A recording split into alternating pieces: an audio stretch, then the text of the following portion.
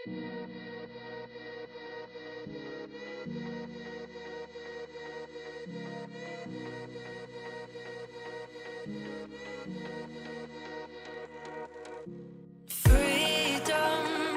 I never had the chance to run. Leave behind the said and done. Figure out what's to come. Reasons, all the bigger things I can't ignore. I'm not getting what I came here for. Gotta get ahead of something more. So I think I found a new way out, way beyond a shadow of doubt. 'Cause I can't breathe. And I guess I could be stronger now and leave it up to fate somehow. But I'm doing this for me.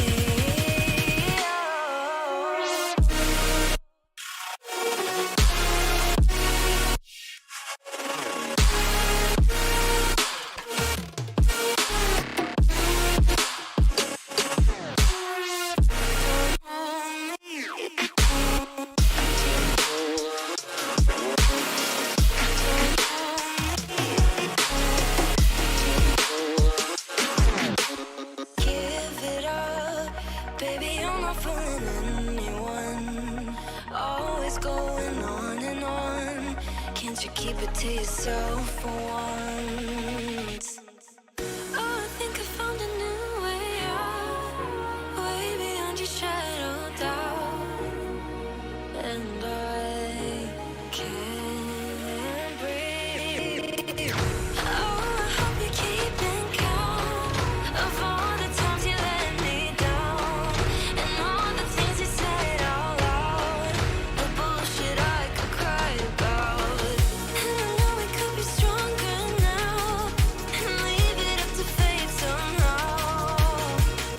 But everything I do for me.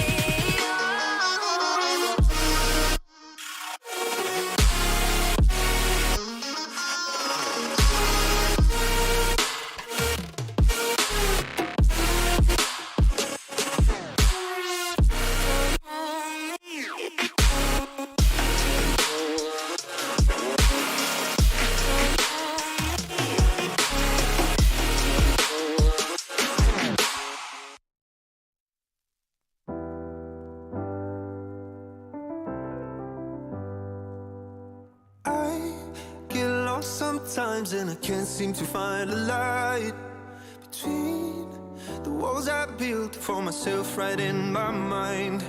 And then you came over and you showed me love that I never had seen before. And now when I got you, it's all gonna be alright. Thinking about all the things we did tonight, what a time to be alive. Just you and I, just you and I. Only you can put my fire out.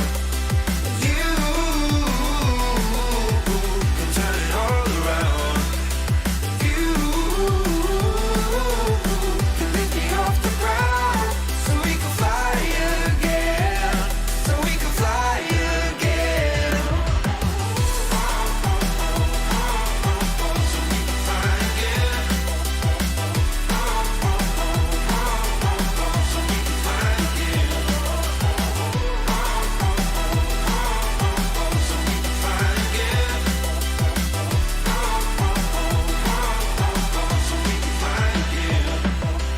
I've been trying hard not to go out of my mind.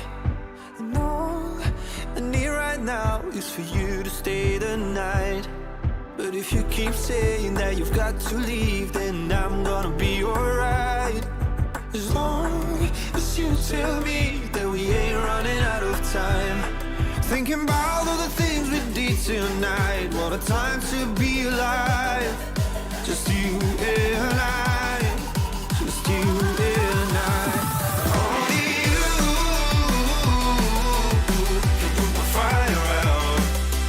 You can turn it all around. And you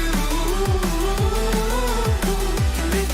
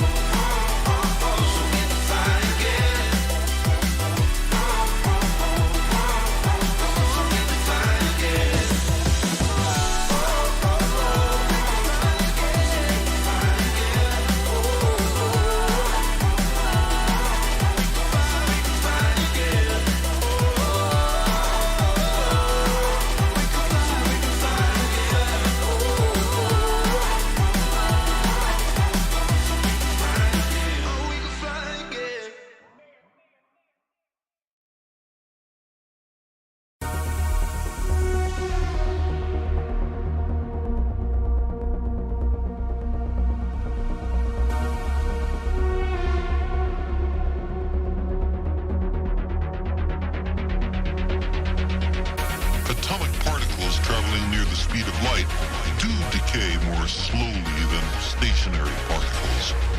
As strange and counterintuitive as it seems, time dilation is a law of nature.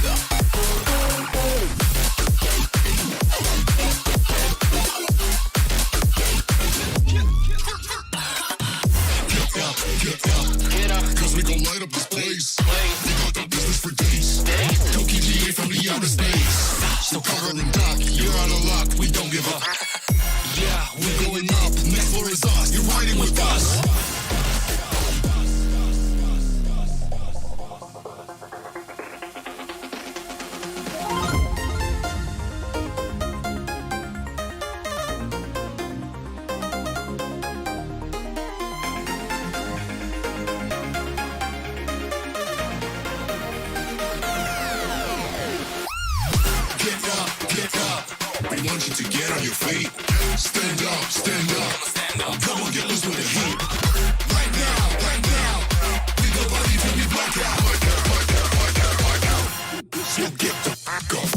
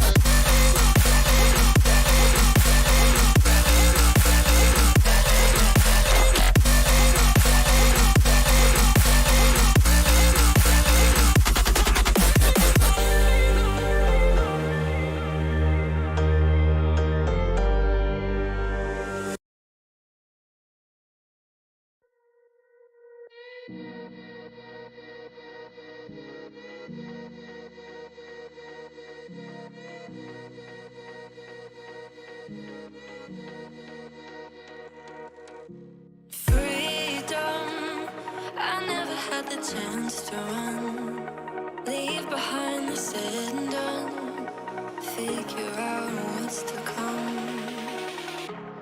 Reasons, all the bigger things I can't ignore. I'm not getting what I came here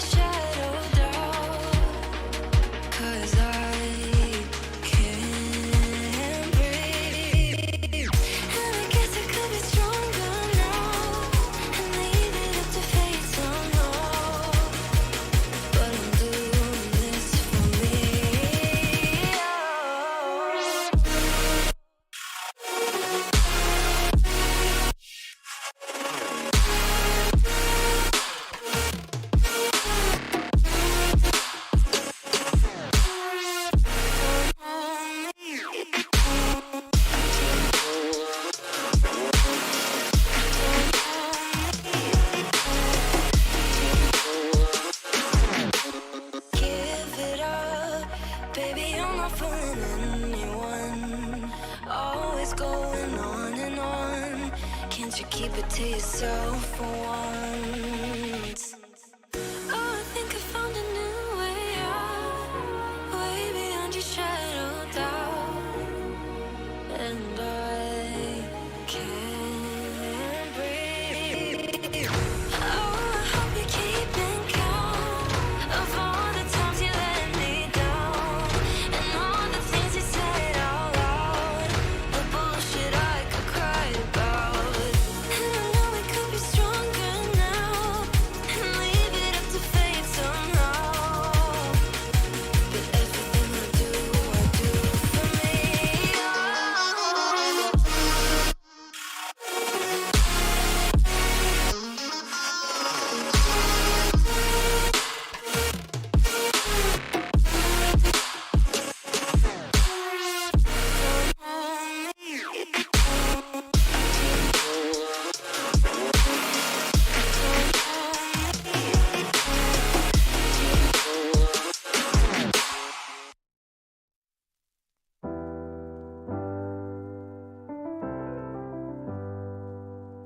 I get lost sometimes and I can't seem to find a light between the walls I built for myself right in my mind. And then you came over and you showed me love that I never had seen before. And now when I got you, it's all gonna be alright. Thinking about all the things we did tonight, what a time to be alive. Just you and I, just you and I. Only you can put the fire out. You can turn it all around. You can lift me off the ground, so we can fly again, so we can fly again.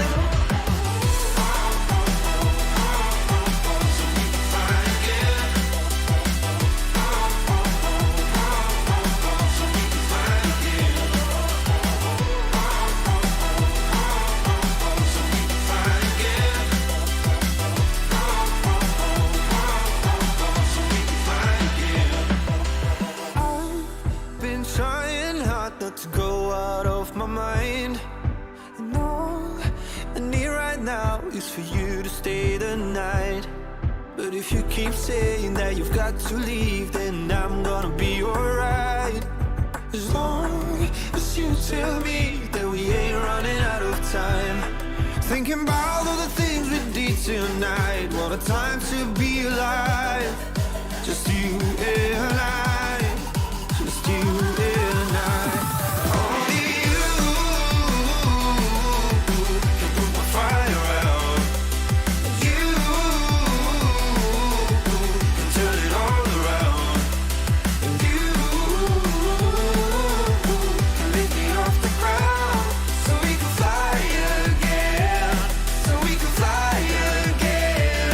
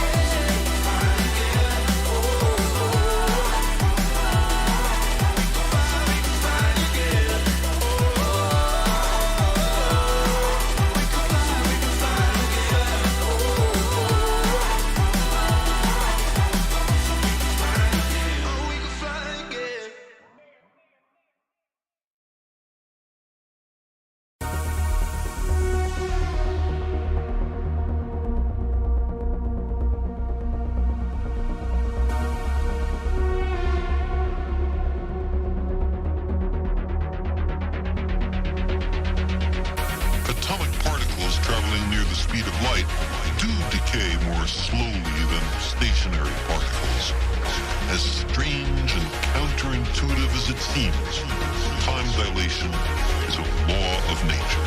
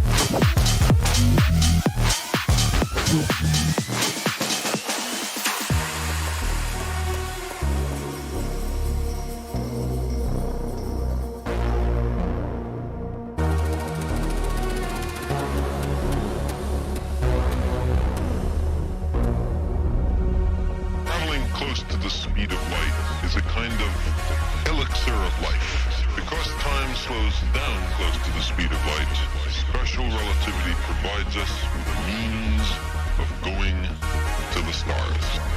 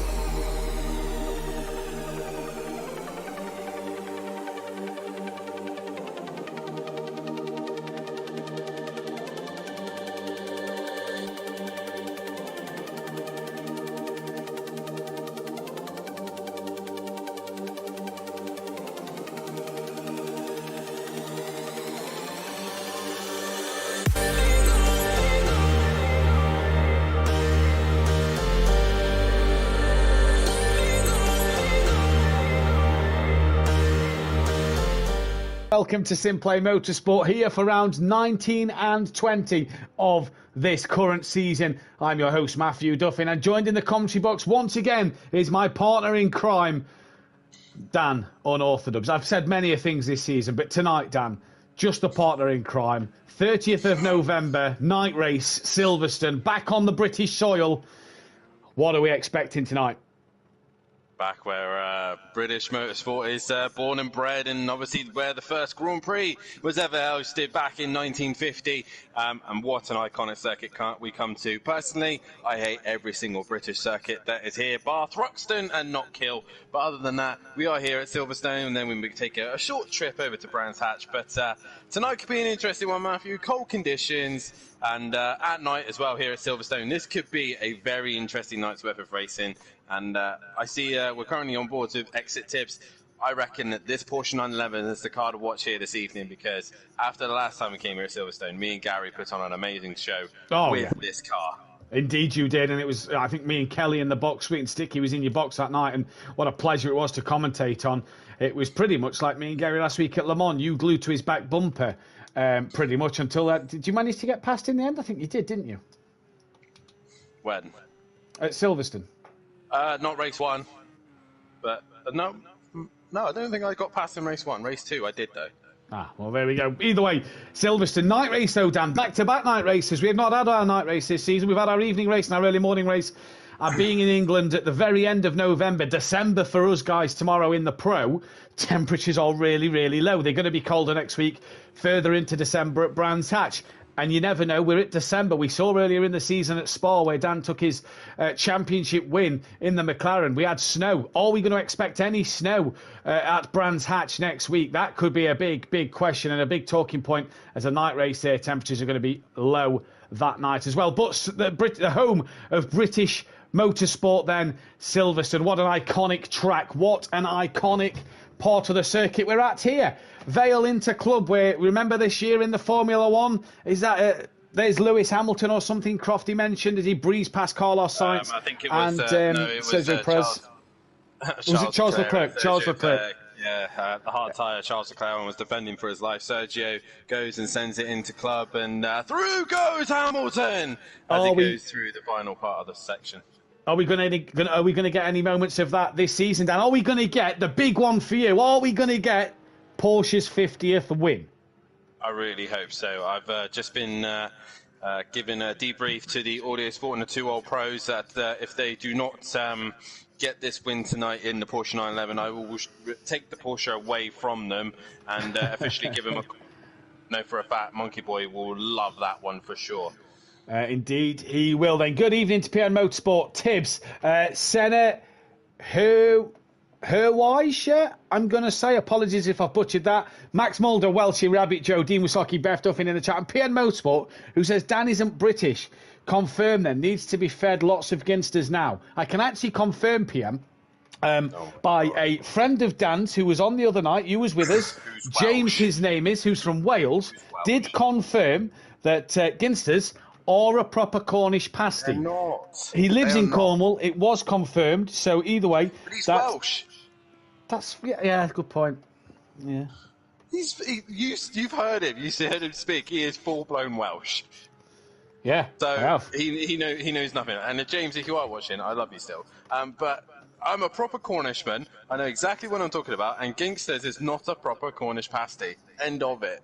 And they carry on the conversation tomorrow night. Yeah, they can carry on the conversation tomorrow night. As Jamie didn't get told that Ginsters wasn't a proper Cornish pasty on the podium last Thursday, as Kelly wasn't there, but he's back tonight, back out on the track.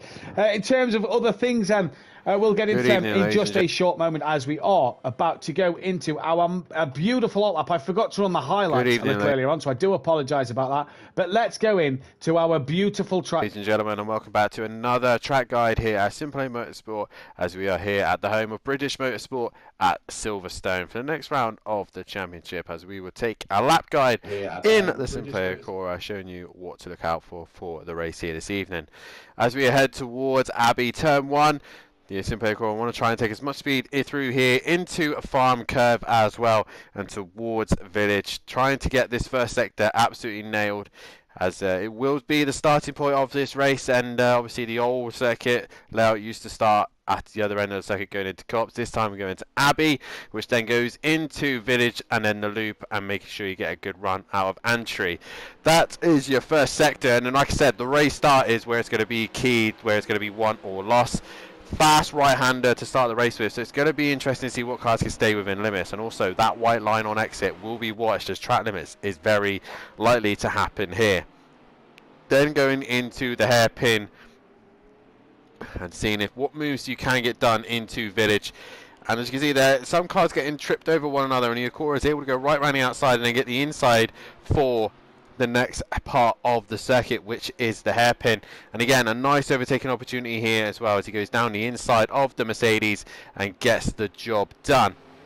And go on board as well. If you see that gap opening up, the Acura will dive down the inside, better on the brakes than the Mercedes, and gets the job done going through the hairpin. Once he's then done that, he then heads towards the loop, and again another opportunity to try and catch drivers out down the inside of the loop. Try and hold the Renault there into position to get the best run through Antry and then down towards the Wellington straight, and once again just down the inside there, gets the run, but he's got to make sure he gets great traction heading towards Antry. Once you go down the Wellington straight, you then head towards Brooklands and Luffield. Very famous couple of corners here, and you can see all the fans in the crowd here love this sport for the F1. They love watching coming here, and I think it's one of the circuits, one of the corners that Lewis Hamilton seems to be very good at is Brooklands and Luffield. Into Brooklands, you can make a late dive down the inside. As you can see here, the Acura diving down the inside and gets the job done on the Audi. But also you can get a job done into Luffield as well, as they then head towards Woodcut, and then towards the most famous corner here, I would say, is Copse. And the Audi and the Acura here showing that you can overtake at Copse. The Audi down the inside, the Acura, nothing it can do, just runs wide, and the Audi gains position. Very, very fast right-hander, and also track limits will be watched heavily there. Then we go down into the famous Maggots, Beckett's, and then down towards Chapel. You will not really be able to overtake a car here, but it's all about setting yourself up ready down the hanger straight. As you can see there, the Acura very well balanced through Maggots and Beckett's. You want to get close to the first curb, run the second curb as much as you dare into the third part of the section, which is Beckett's. And then try and lead yourself a great run towards Chapel curb to give yourself the best run down the hanger straight. Here's an example here of the Acura just stuck behind the Mercedes, hasn't quite got enough of a gap to make a place through Maggots and Beckett's, but it makes sure that it gets a great run out of Chapel to make sure it gives it the best opportunity to attack towards the end of hanger straight, which will then lead into Stowe. You can see here the Acura right up the rear wing of the Mercedes, down the inside, and gets the job done into Stowe. An awkward corner to get right as well, quite wide at first. And as we go back down through Maggots and Beckett's, you can see the Mercedes just struggles with grip, downforce through this section, when the Acura is much more planted.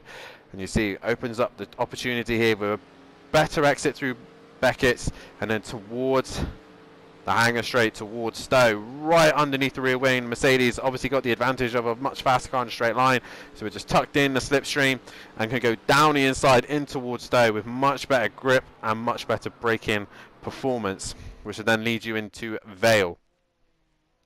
As you can see here, another view from Stowe on its own, making sure you try and take as much curb as you can, and again track limits will be watched on exit towards Vale, and then into Club, into your final half of the track. And Club is really probably the last opportunity to overtake here. If you get a good run through Stowe and Vale, you can go down the inside of Club, and then towards the start finish line you come.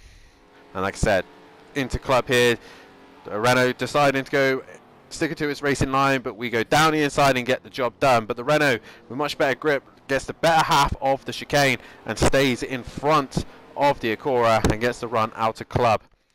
Also, one thing to look out for is the pit entry. It's very, very fast entry, and it could catch a few people out. There is the red cones is where you need to hit the pit limiter button as you come down the back straight here into the pit lane. Pit limiter on just before those red cones as the Acura gets that done.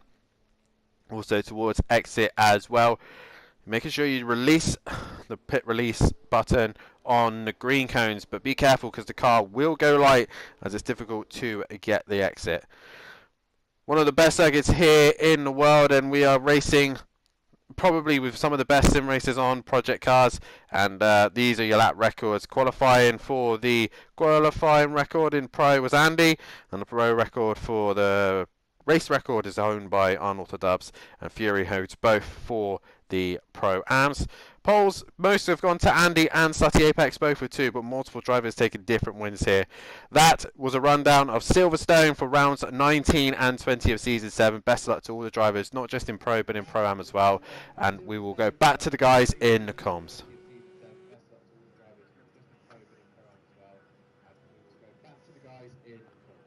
Cheers, Dan. Thank you very much for that one then. And as you can see here, the graphic on your screen now comes up with the facts of Silverstone. 5.89 kilometres, 3.66 miles. It's an elevation change of 26.6 metres. That's 87 feet. For those of you who like it the other way around, it opened in 1948. It's an FIA Grade 1 circuit. We know that. The F1 come here. It's got 18 turns. It's a clockwise track. And as Dan said, Fury, the qualifying and race records at the moment that we are looking at.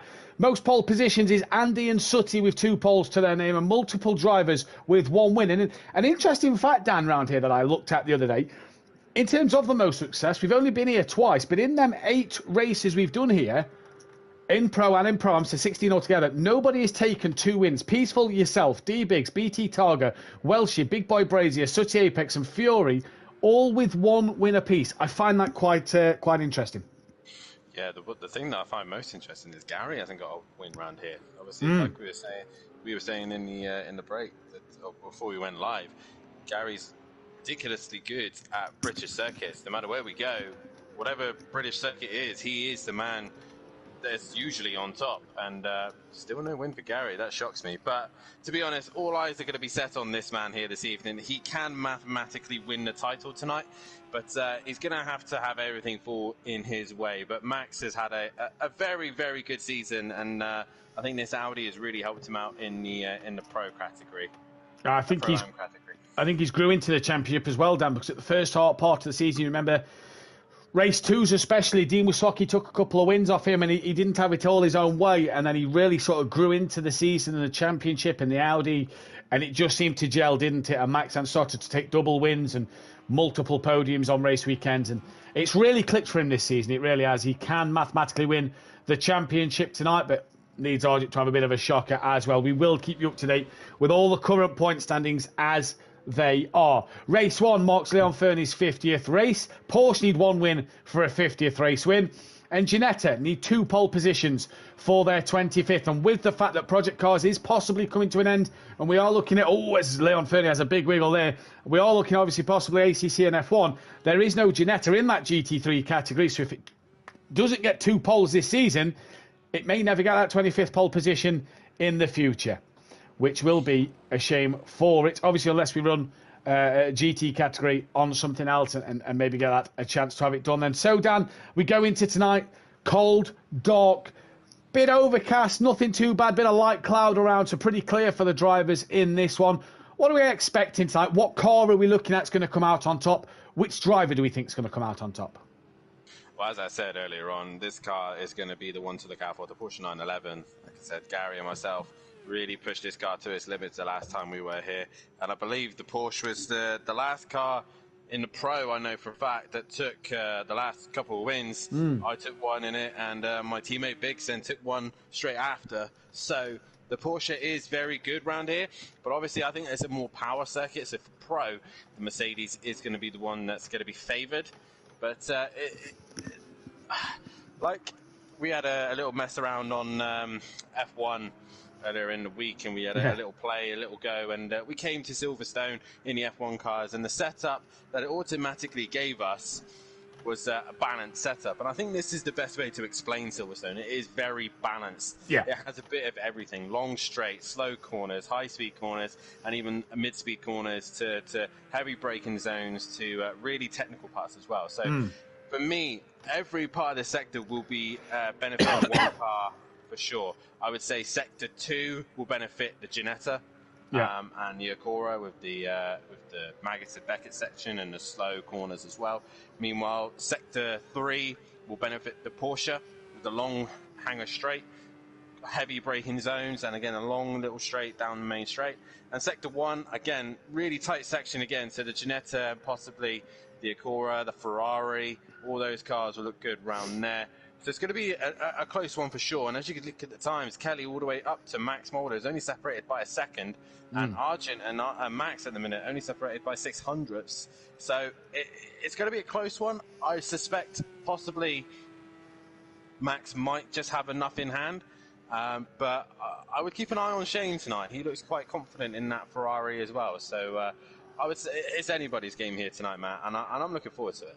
Yeah, indeed we are. And just to correct PM Motorsport there, I believe the Ginetta on ACC is a GT4 Ginetta that you have there. Evening to Fury's granddad in the chat. The hashtag blame it on Buzzy Boys. Him and PM are in there getting it all done. Stowaway, so somebody drove me into a wall on Monday night. Not going to mention who that was. But yeah, the Ginetta is a GT4 one. There is no GT3 Ginetta, as there is no Renault, no Cadillac either. But there is new cars like the Jaguar and the Lexus that we could maybe see out on the grid. But that's for the new year. This is for the now. 3 races left. 3 tracks left. 6 races to go in this championship.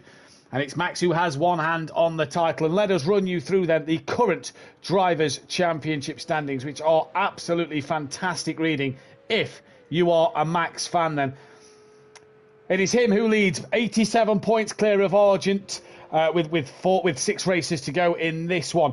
As Shane then P3, he's 202 behind, still in with a shout of this championship as well, as is KLF, 128 behind in P4. He's 2 points clear of his teammate, who can still win the championship mathematically as well. Monkey Boy then in P5, he's still in with a shout of winning it with Ukbar P6. He can as well still win it.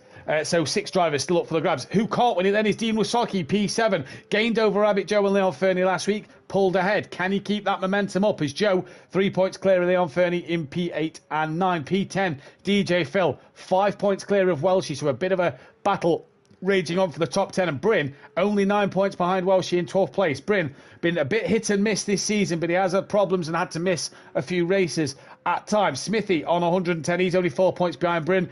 Buzzy Boy comes in 14th, still classified for the season, even though he won't finish the season. He is still classified with Stealth Sloth P15 and Exit Tibbs. Only 14 points off of Stealth Sloth, and he's only done 5 races, Dan. So massive, massive work from Tibbs there to be that close already. The SRL Racing team are 77 clear of Audio Sport and 2 Old Pros, with a lot of points still up for grabs. I wouldn't say they've got one hand on the title, but I'd say they've got a good advantage going into these last 6 races. The real battle for me is second place in this Constructors. You then drop some 25, 26 points back to the SFA Acura team in 3rd place. 11 back from them is the Super Crash Bros. 18 back from them is Terminal Velocity Racing. So really 4 teams all fighting for second place. P6 is Wakasaki Racing. Dean flying the flag on his own. Can still win the championship, but it's not going to happen on his own. And MC Motorsport, no Stealth Sloth tonight. Looks like Welsh is flying the flag alone as well. The team that can't win it at the minute is Simplay Racing. They cannot win it. 162 drivers' points up for grabs. And 282 constructors' points up for grabs, Dan. And if things stay as they are at the moment, the points stay as they are at the moment in terms of the same kind of gaps, Ukbar will mathematically still be in it for the next race. As would Monkey Boy and Kelly, but it looks like they're going to be out of it come Silverstone.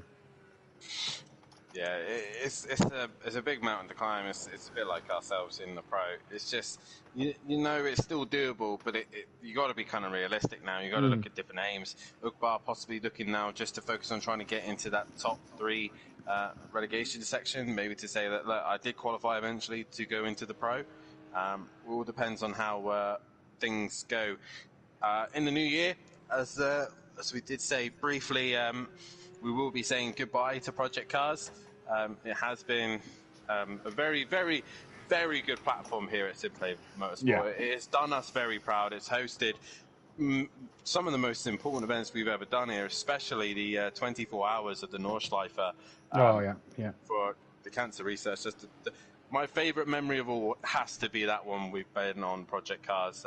As like I said, the announcement on the Discord in the Facebook group that we will be leaving it. Looks like ACC and F1 are going to be the replacements. But for me, Matt, it's got to be that 24-hour race we did for the cancer research. It will always sit in my mind that we've done something iconic. We've done something That's bonkers, completely bonkers. Yeah. We did it. We did too, didn't we? We did the ectopic pregnancy because of what myself and Beth went through on F1, which I think was your first time commentating on the channel as well, in which we raised money for the ectopic pregnancy. But the real big one was when obviously we lost Sabine Schmidt later last year, mid part of last year, should I say? And we decided as a group we'd do the Nordschleife, the Queen of the Nordschleife. We did the cancer research charity. We raised over £1,000. And a very, very fond memory that sticks in my mind on the Project Cars 2 in GT3 cars. And I think the most iconic moment about that stream is because me, yourself, Kelly, although we was in a party with the lads who was driving, we mainly did the comms for it. But when the wall got us to that £1,000, and I'll never forget the wall for this because he will always stay in my mind for this moment. When the wall donated to get us to that £1,000 goal, I just remember myself, you, Kelly, all just sort of like screaming out loud about what a moment and occasion it was. And thanks to the guys who followed us through that one and obviously got that to raise that money for cancer research. We hope it's gone a long way in terms of helping people out who do suffer with cancer. Obviously, it's not the end of our charity events. We may come back and do more charity events in the future, depending on the platform, and we'll see what we have to do. But yeah, certainly the Nordschleife 24 was one of the most iconic Simplay moments as well as Project Car 2 moments. Yeah, definitely so. As also there was the 8v8 with our good friends over at Motor Racing. Yeah, that was an iconic moment. Obviously, all the championships we ran. This was the nice thing about Project Cars. We had so many ranges of cars. We've had GTEs, we've had GT3s, we started IndyCar. We did touring cars. We've talked about Clios. V8s. We've done Clios. We've done GT5s. GT5s. Yeah. We started a World Endurance, didn't we? We unfortunately didn't get to finish that, but we did do part of a World Endurance. Yeah, definitely so. And because of Project Cars, we've been able to give you this amazing show of drivers. And Max being one of the top guys at the minute in this category of drivers, he leads the way after the practice session. But also, I think one of the greatest things about Project Cars, obviously you do get it with ACC and others, but like we've built a community not just of British drivers, but of many different origins of country drivers. In this category alone, we have Ukbar and Max, who are both Dutch. And Overtaker? No, sorry, he's not Dutch, sorry, no. He's not Dutch. We have those guys representing Dutch. We've also got Valiga, who also briefly joined us for a moment. In this category as well, we've got Exit Tibbs, who's USA. Yeah. We've also got Emplava in the Pro, who's Latvian. With Overtaker, which I can never remember. Yeah, I think he's either Slovenian or Slovakian. The flags are very similar, but it is one of them too. Yeah, definitely. So I think we got many others that are in the Formula One category who are wanting to come back into racing. Forzy sitting there ready and waiting to go, and a few others as well. So Project Cars has opened us up to so many varieties of different types of drivers, not just British, but also European, American, you name it. We have driven with every type of driver, and it's because of this platform. And I still think today, for a streaming purpose, Project Cars is the best. Still the benchmark. Yeah. ACC is very good graphically. ACC is very good, like visuals and sounds and all that lot. As is F1 is very good on an F1 level, but for streaming, for broadcasting, and providing a show, Project Cars is still the benchmark regarding that, in my opinion. It will, and it will be sadly missed as well. And but hey, the fun doesn't stop there. We move, like Dan said, ACC and F1, it looks like, in the new year, and that's where the fun is going to continue. And rivalries, championships, battles will commence, and it brings many more drivers, maybe, especially with F1 being cross-platform. It brings us a different look on things at the moment. But yes, we have to say goodbye in 3 weeks' time, though, to Project Cars. But right now, the Pro-Ams have a show to put on at the home of British Motorsport, and out on track now they come. Or have been now. It's a long lap here, 2 minutes a lap, so you really want to get on with it. Leon, Max and Monkey Boy all stationary in the pits.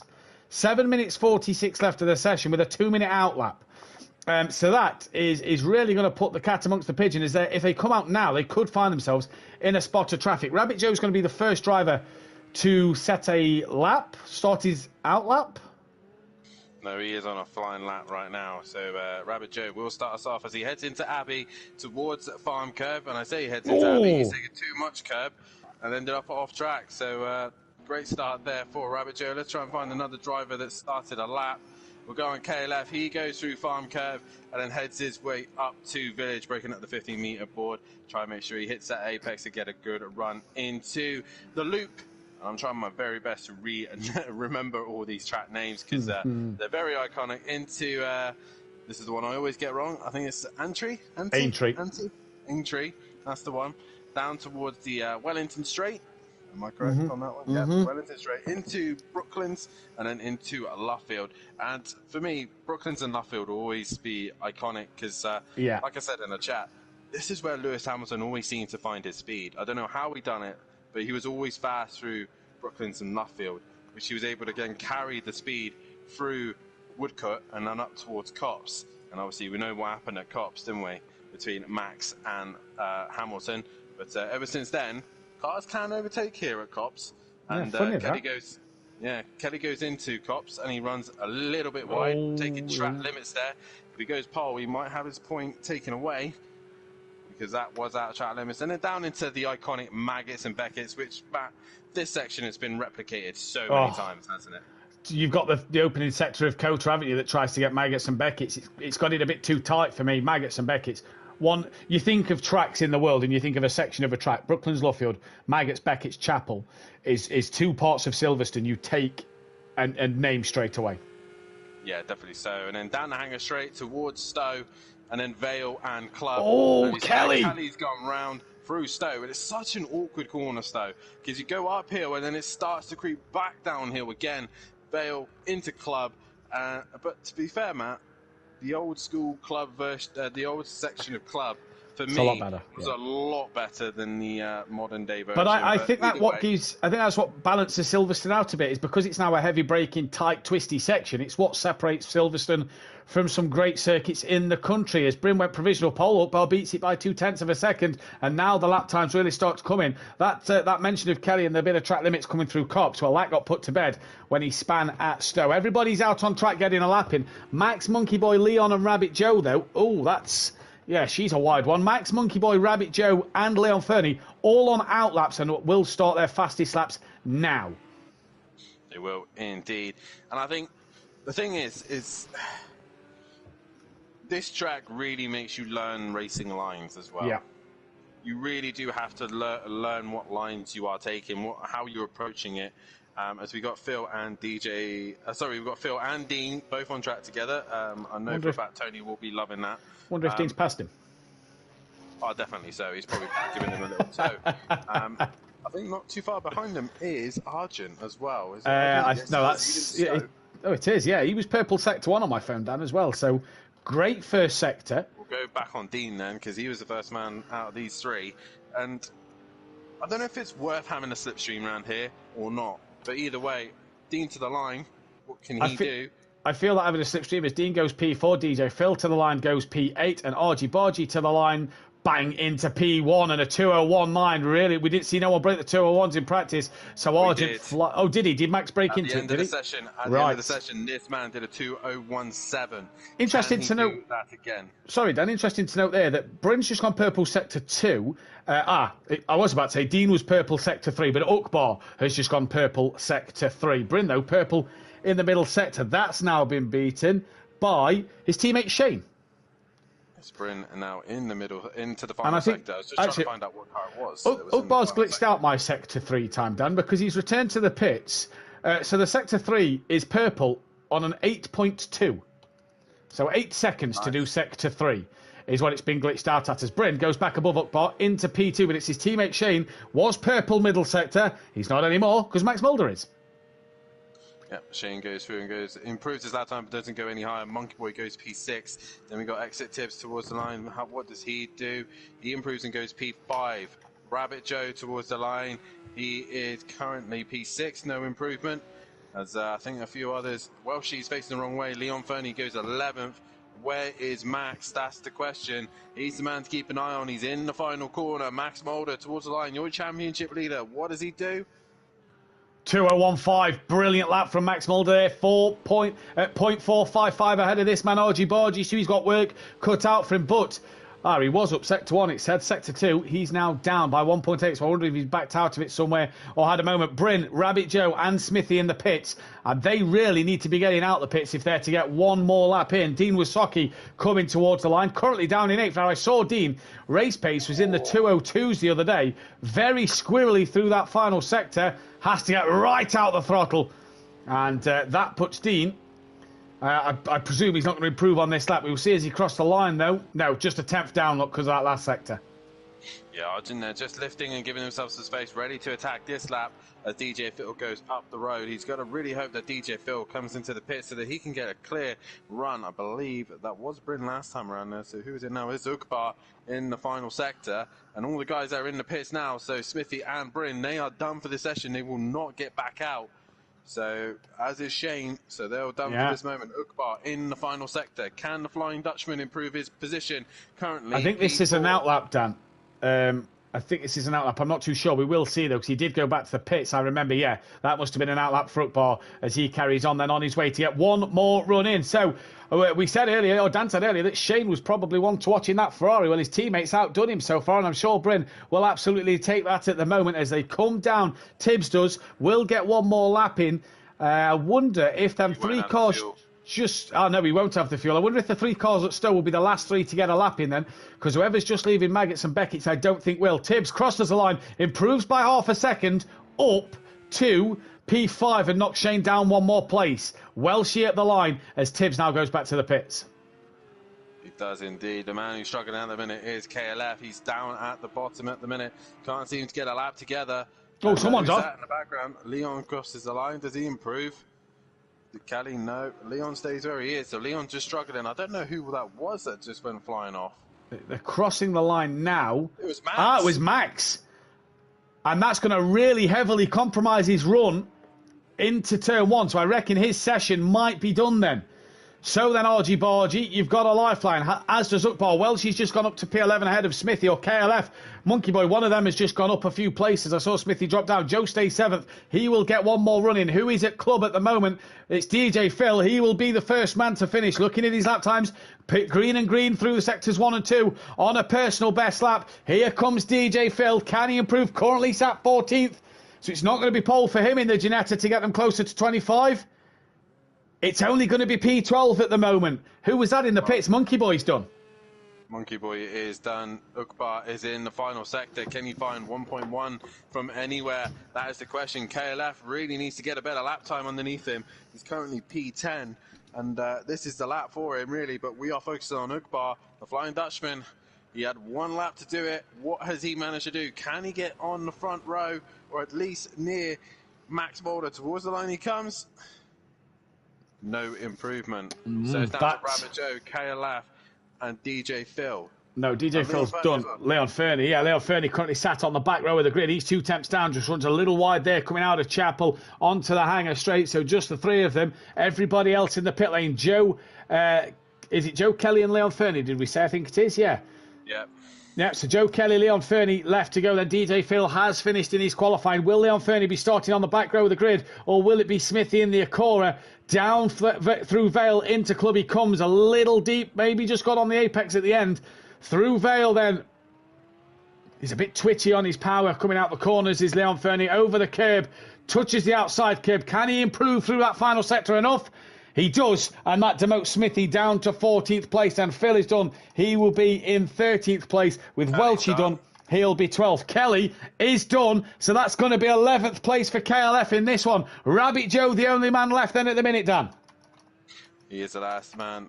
Kelly's not going to be too happy about it, but at the end of the day, 11th is in the worst place in the world. Anything can happen, and he can pick up places left, right, and centre. Rabbit Joe to the line. What can he do? I don't think he improved. No, he didn't improve according to my phone, so he doesn't improve. But it is that man, Max Mulder, who takes pole position and will be on the front row alongside his rival, Kieran Argent, for the start of this race. And Bryn up in a solid P3 for him. What a good start. Second row alongside Ukbar in P4. Row 3 then is Exit Tibbs and Shane with Rabbit Joe in 7th and alongside Dean Wasocki. Monkey Boy in 9th alongside Leon Fernie with KLF, Welshie, DJ Phil, Smithy on the back row of the grid. Dan, tip for the race win? I'm going to go Bryn. I'm going to go Bryn. Bryn. I think Bryn's his car seems to be a bit more stable than the rest of the guys. I think the two in front are going to be too busy racing one another, and I think Bryn's just going to pick one off bit by bit, I think. Well, one thing you'll be interested to know going into tomorrow night is that at the minute, the Audi is 1 pole position away from equaling the BMW on 37, is 2 poles away from equaling the Porsche on 38. Oh, wow. And it's only 7 wins away from it's only 6 wins away from equaling the Porsche in wins, and 7 away from getting its 50th. Can the Audi get its 50th? Can the Audi? That's the real challenge, isn't it? Can the Audi get its 50th before the Porsche? I feel like I feel like transferring to the McLaren when we get to ACC just so we can catch the Porsche. No, get the Lexus or something. Let's get something new on the grid. Definitely the Lexus. I would just love reading the comments in the chat. PM Motorsport, come on, Smithy to go. Evening to Peaceful Stepdad.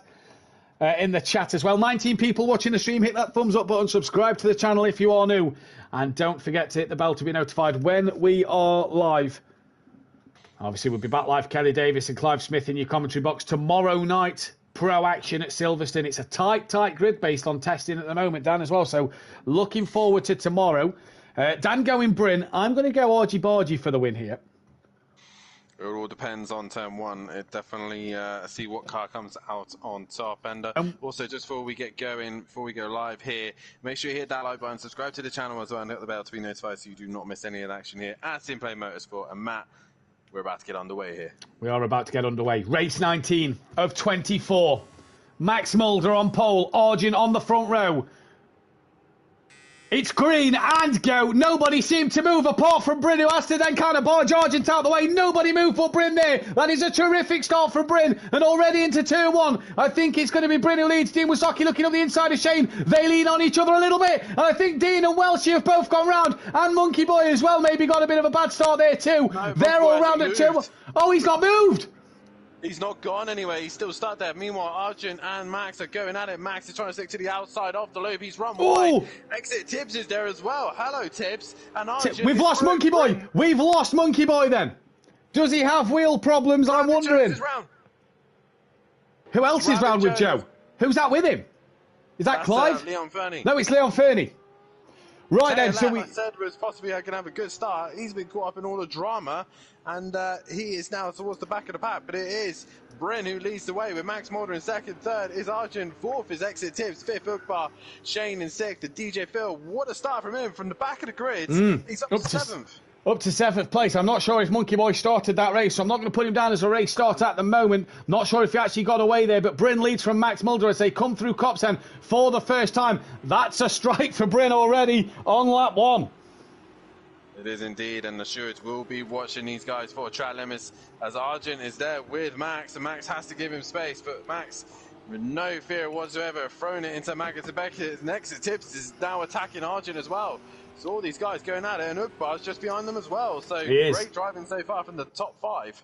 Shane's there as well, so top 6. 5 for the front. DJ Phil's not a million miles away, and Argent now side by side as Tibbs is looking to get past him as they come towards Stowe. Here comes Max, pulls out on Bryn now, but he's not enough. I hate the camera at Stowe, because it always gives you a false sense of security that they're about to make a lunge and they're side by side, when realistically he wasn't there. Tibbs, though, is still side by side with Argy Bargy. Does Argent have enough to stay in front? Just about, as Shane gets late on the brakes and nearly into the back of Ukbar. But it's anybody's game at the minute. It's Ferrari, Audi, Acura, Porsche, Ginetta, the top 5, with another Ferrari in that 6th place position.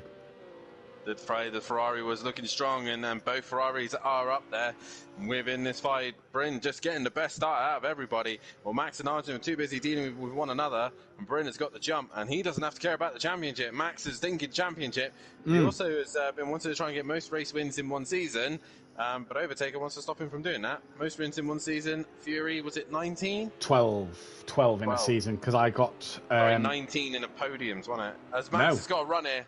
23 in podiums. I got that in Pro-Am Season 1. Bryn tries to defend, but can't close the door. Max then up the inside into Brooklands, but you don't really want to make yourself have a tight exit for that corner, but it's not going to matter. Bryn's gone a little deep with him. This has brought Argy Bargy back in. Max then through and into the lead of this race, thinking championship. Well, Max is still fighting with Bryn as far as he can go. He didn't really need to fight with him too much, Bryn. but Max wants to win every race he possibly can. Bryn has a wiggle, coming through Woodcote now. Argy Bargy up the inside of the Ferrari driver, and you can't overtake it, Cop, said Christian Horner. Argent's about to prove that you can, and up the inside, great move from Argent.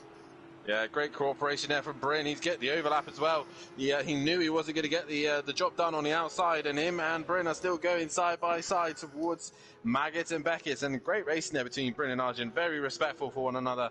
And we still got... Ukbar has dropped down the order. Oh, he has. It looks like he's had a moment at Cops. It looks like he's recovering there. Then Sir Kelly's up to 8th. That's put Ukbar down tonight from Rabbit. Joe gets past him. Has he? I wonder if he's lost it on the curb, Dan, at Cops. It can bite you in the bum a little bit. Oh, where's he gone now? Is he off again? Yeah, he is. Again. Really struggling, is Ukbar there.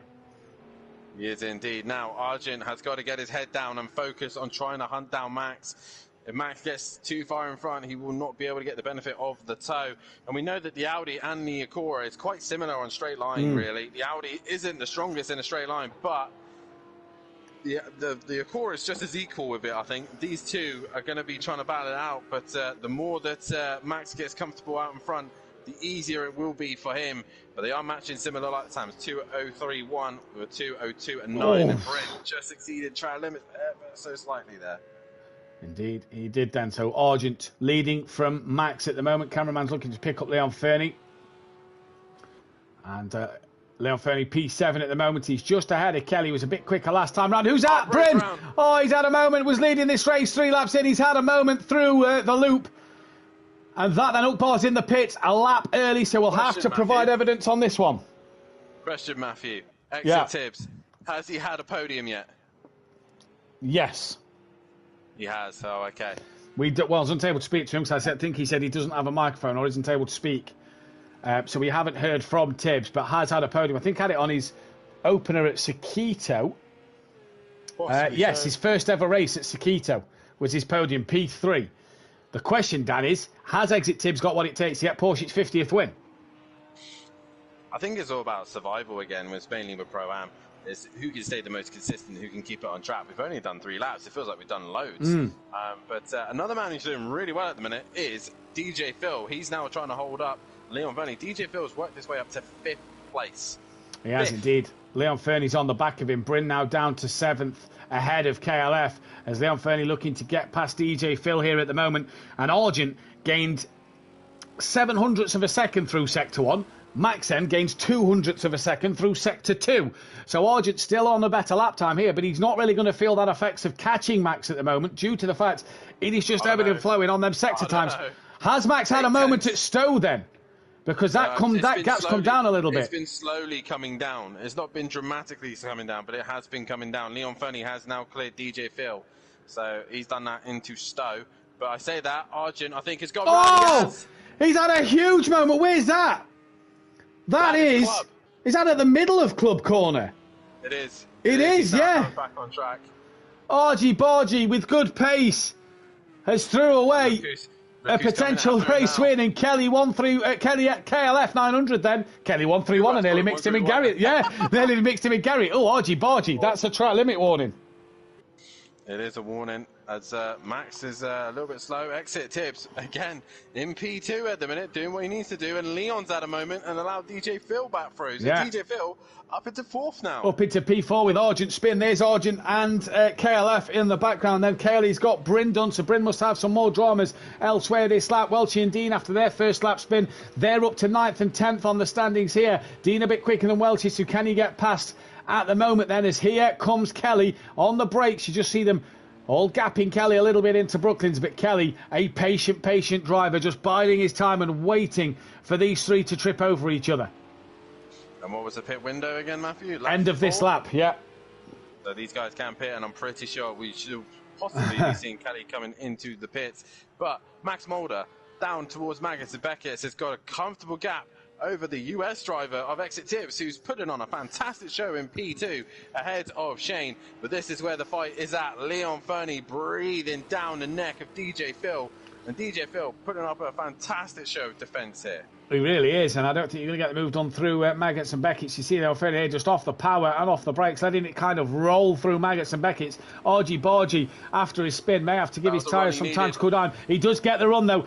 Phil comes across to block him. He can't come across anymore. He's made his manoeuvre. He's got to stick to his line. He comes back across once again here from Phil. That's twice now, Phil, so got to be careful there. Yeah, Phil's just... Oh, hello. He's got himself a cheeky switchback. He's got himself a cheeky switchback. Leon Fernie comes across. Argent's in. And Argent bails in straight away. Does not want to be in this fight. What's happened to Kelly? He's dropped down the order all of a sudden. Oh, he must have had a moment somewhere because he's dropped behind Bryn as Argent comes into the pits. He must have got it slowed down in time. Leon Fernie now goes, and Phil all on his own into the wall. Keep it still, keep it still. He's now got it stopped. He gets going now. He's going to have to wait. As there goes Kelly, there goes Welchie, there goes Dean Wasocki, who gets past DJ Phil. And Phil's got to try and get this one going once again here. He has managed to do so. He waited for all the guys to go. Oh, Bryn's in as well. Yeah, Bryn's in as well. So DJ Phil's going to drop right down the order after a great start from him. He drops down the order. Right, Max can now kind of go into a cruise mode, look after his tyres, take his time. Exit Tibbs, though, is not a million miles away, but Shane has been creeping onto the back of Tibbs ever so slowly. He has ever so slightly here, and Shane, we tipped him for wins and podiums this year, didn't we, last season, and he's really delivered on that. Welchie now on the back of Kelly last lap. Kelly at 2:13, so definitely made a mistake somewhere, Dan. Welchie indeed pretty much identical last lap times, and they come through.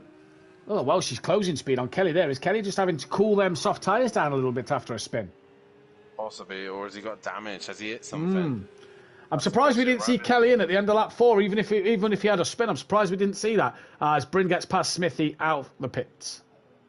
Gets him done as well. So Welchie, I don't know if maybe Kelly's just being a bit cautious as that's track limits there. That's a strike. It's a little bit wide. It's a touring car line, isn't it? It is. I was going to say NASCAR line. Nah, we see the BTCC at Cops. That's their usual line, isn't it? Shane's lost a little bit of time this lap. He was a lot closer to Tibbs, but he's lost a little bit of time. But Shane is in. Can he get it stopped on the marks? He comes to the pit line, and he does get it stopped. Easy as you like. So it's easy, but it's very easy to get it wrong. It is very easy to get it wrong. Shane in the pits, and the Super Crash Bros have got their pit stops done, and clearly the tactic of an early stop. I'm expecting to see this blue Porsche do that, and indeed it does. Does indeed. Has Kelly got damage? Is that the question? Rabbit Joe is just creeping onto the back of Argent. I don't know if Rabbit Joe pitted yet. No, he's not pitted yet. No, he had a spin at the beginning of the race and hasn't really recovered from that spin earlier on. Shane, you're right there. We're keeping you awake, Dan. Sorry, man. It's been a long day. Shane's already out. Yeah, Shane's out. Done. Just as Welchie and I think the battle of Welchie and Dean. So has he split Welchie and Dean? He has. Dean about a second behind Shane. So Shane in and out. Great stop as Smithy and Phil now come into the pits. So Shane there, really, really quick one, Dan. And that's splitting Dean and Welchie in their battle then. Yeah, definitely so. Dean, Shane had a wiggle, I think. Dean's there. He's looking to have a go at Shane here. Well, Shane's just come out of the pits. Dean's going to go around the outside into Brooklands, and I don't think he's going to get that dub done at all. But Welchie's gone a little bit slow into Brooklands. Now into Luffield, and it's really Constantina up. And this is not helping Shane right now. He would have been perfect if he dropped into a nice window where there was no... Oh! She's touched the gravel. Very, very wide at the exit of Luffield, over the curb, and it's just spat that back end out, and he's lost it round. That's into the wall as well. I was just about to say that Dean's fighting his race against Welchie, and trying to gain positions. So the fact that Shane's in the way is kind of blocking Dean. Dean obviously not bothering about Shane's being there in the way. Wants to get on with his race and pass Welchie. That one, though, doesn't matter anymore. Welchie staying out the way, I think, with his damaged car. Yeah, definitely so. But I just heard a car go round. That's Leon Fernie. Oh, careful, careful, careful! And Shane has just pitted, and Leon Fernie rejoins the track. Yeah, Leon Fernie's going to get a slam dunk penalty for that one, and he's dropped it again. And the guys need to remember that if they don't have lights, they do have to be cautious. As Arjun's now coming to the stricken Audi. He's just coming across ever so slightly, and Leon Fernie... and do you know the worst thing about that? Shane was running so well, and has now got to probably pit again for damage. Yeah, definitely. So is Shane coming in? Yes, he is. That is race ruined, and probably going to be looking at race 2. Leon Fernie should have just either stayed still or just moved off track. But he chose to... He's got to get that slowed down. He's got to get that slowed down. He's not going to get that slowed down. He did, you know. Just did, I think. He did, you know. Well, she's in as well. A lot of people in with damage. That's going to allow Bryn to move out a couple of places. Kelly's at a moment at Stowe. So Kelly's not going to be happy with that one either, but he should jump these 3 cars. Dean Wasaki going long. I wonder if it's worth Dean coming in. Argent's not his fight, but Rabbit Joe is. Rabbit Joe is 9 seconds behind Dean, 10 seconds behind Dean. Dean get in maybe before Rabbit Joe. Bryn could possibly... Bryn's not Dean's fight neither. Dean could be looking at a P5 in this race, with Argent and Bryn already pitting, coming through the pack. Shane is out the pits, but with the damage he's had, Dean's pretty much probably got a pit stop over him. Yeah, definitely. So I think Exit Tips now needs to focus on this fight with Argent. Because at the minute, let's be honest, his fight is not with Max. Max has gone into the distance. It's a long pit lane, isn't it? It's a long and slow pit lane here at Silverstone. And what's the gap? It's about 30 seconds, 29 seconds Tibbs to Argent at the moment. Yeah, and Tibbs at the minute is doing consistent 204s, while Argent's in the same boat. Argent's at a moment. Oh, well, that puts that to bed. If I was Dean, I'd definitely get in the pits because there's a chance. Something. He has. I think he's got damage. He's got no front left he hit light. The left side of his car? I'm not sure. Unless How he's did he had end a up? spin. How did he end up that far off there? I don't normally know you to spin at Woodcote. We're Welshie span on the exit of Luffield. Fair enough, but Woodcote seems a strange one. That is a very odd spin there. Right. But, there's no cars lingering around either. No. Rabbit Joe wasn't anywhere near him, so I don't understand that. Rabbit Joe, the way this is panning out, he can go long and he can possibly get himself a good amount of places here. Yeah. But the man who's looking good at the minute is this man. This man for a podium as well, Dan. Yeah, he's looking very good at the minute. Bryn. Dean's in. Dean is in. He's listened and decided to come early. Yes, Dean, I love that decision from you there, because with Argent spinning and possibly getting damage, that could give Dean a potential P4. Rabbit Joe follows Dean in. So Joe doing the same strategy then. Does this give these two a fight for P4 in this race with Argent having a moment? Shane some time behind as they come in. That Argent's back in. Look, is Dean on his way out already? He's already done. He's pitted. He's gone. What a stop. Dean Wasaki. Bryn's only just gone through. Dean is now off the limiter. And he has cleared. Where's Dean? He's just come out. There we go. It comes up and over the brow of the hill. Joe, he's going to gap Joe a little more than normal. He's put Shane between himself and Joe. So Dean Wasaki here, maybe on course for a P4. That's a good time to pit for Dean. He's got 6 seconds to Shane. Can he hold it? He's only got 5 seconds to Bryn. So Dean may be looking at a podium if Bryn makes a mistake or two. This is a long old stop for this man, though, who just tumbles down the order. And we said things have got to go right for Max tonight. You kind of get that feeling that they are at the moment. Yeah, Shane, on the other hand, I don't think he's managed to repair his car correctly, because the front end of that car doesn't look great still. I think this is just Project Cars not showing us as broadcasters the visual effects, but on his end it's saying it has done it. Evening to Mother Davis in the chat as Max at the end of lap 8 comes into the pit, son. He gets it stopped just as he needs to do. Exit Tips will carry on, and he will lead a race here at Simplay Motorsport. He will lead it here at Silverstone, as now is now ahead of Argent. Bryn was some 45 seconds behind Max. What will Bryn do here then? I wonder. As Max is in, stopped. It's not the quickest of stops for Max here. It's not a bad one though. And Bryn is coming down the hanger straight as Max is away. So Bryn is going to be nowhere near. There's Dean, look. Dean sniffing a podium opportunity maybe. Possibly so. One mistake from Bryn, and Dean is through. Max needs to worry about exit Tips now. If that was a very long stop, if Tips can nail the pits, which he's been struggling with. Yeah. Oh, well, 13 seconds, really. I don't think that's going to happen. Yeah, but we know what the Audi's like towards the back end of the race, Dan. And we've seen it with Max. We've seen it with Max quite a bit this season. He seems to struggle after his pit stop. So We'll have to see what Max is like around here then, and we'll see what Tibbs does as Tibbs comes through Luffield now. He's improving each lap. Exit Tibbs just finds Yeah, more yeah, pace. yeah. 2:04.1 last lap. He was before that at 2:04.3. Smithy So- actually did his personal best lap on the last lap, just to say. Yeah, Smithy, and another man who's been just quietly minding his own business and working his way up the order. He's P8 now. Argent, by the way, on the back of Ukbar for 10th and 11th in this race. These two were sitting pretty by the front of the order, and they just started to tumble down. As they come through, I think Smithy, again, has improved on another personal best lap. So Smithy getting a bit quicker towards the end of this race as well. Yeah, and like I said, it's all about consistency, staying smooth, staying consistent.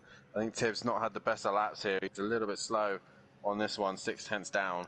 But, this is really good stuff here from Tibbs, and I'm excited to see him further into the future of Simplay, because, especially in F1, he joined us through F1. What can he do on the F1 game next season? That is the question. He has decided to pit. That's everybody pitted. I was just about to say, Bryn's 38 seconds behind. Tibbs has a bit of a bad stop here. Can Bryn win with a shout of maybe getting that P2 from Tibbs? Let's see then. Tibbs comes into his pit box now. Max is coming down Vale and into club, excuse me. And that time to Bryn and Dean is just ticking away out of Chapel and on the hanger straight. So Bryn's going to be flat out. It's a good stop. It's a good stop. So Bryn's not going to get that one done. Max comes past Tibbs now as Tibbs is on his way out. Yeah, so I think Tibbs got a solid second as it stands.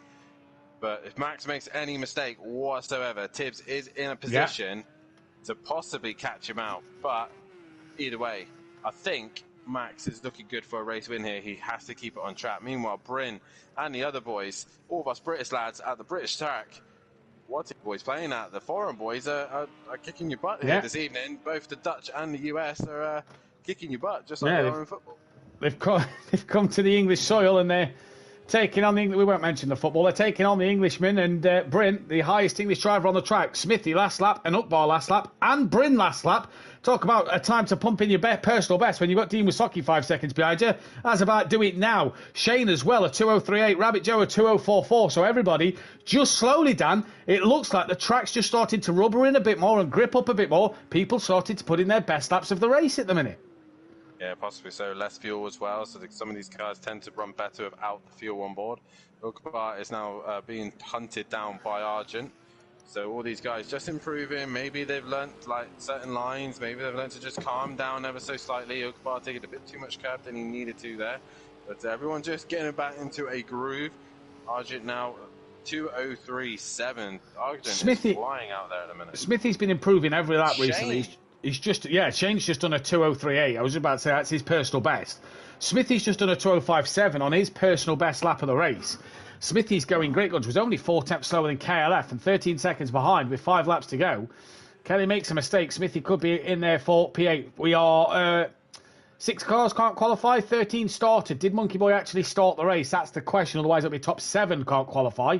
I am going to say no on the pure basis of I don't think he got away from his pit box. It is top 7. It is top 7. Right then. Okay. Because we had this discussion the other night. Yeah. It's 15. Does that class as top 7 can't qualify, or was it top? No, it's top 8. It's top 8. Yeah, that's so right. Exactly, it's so the higher number.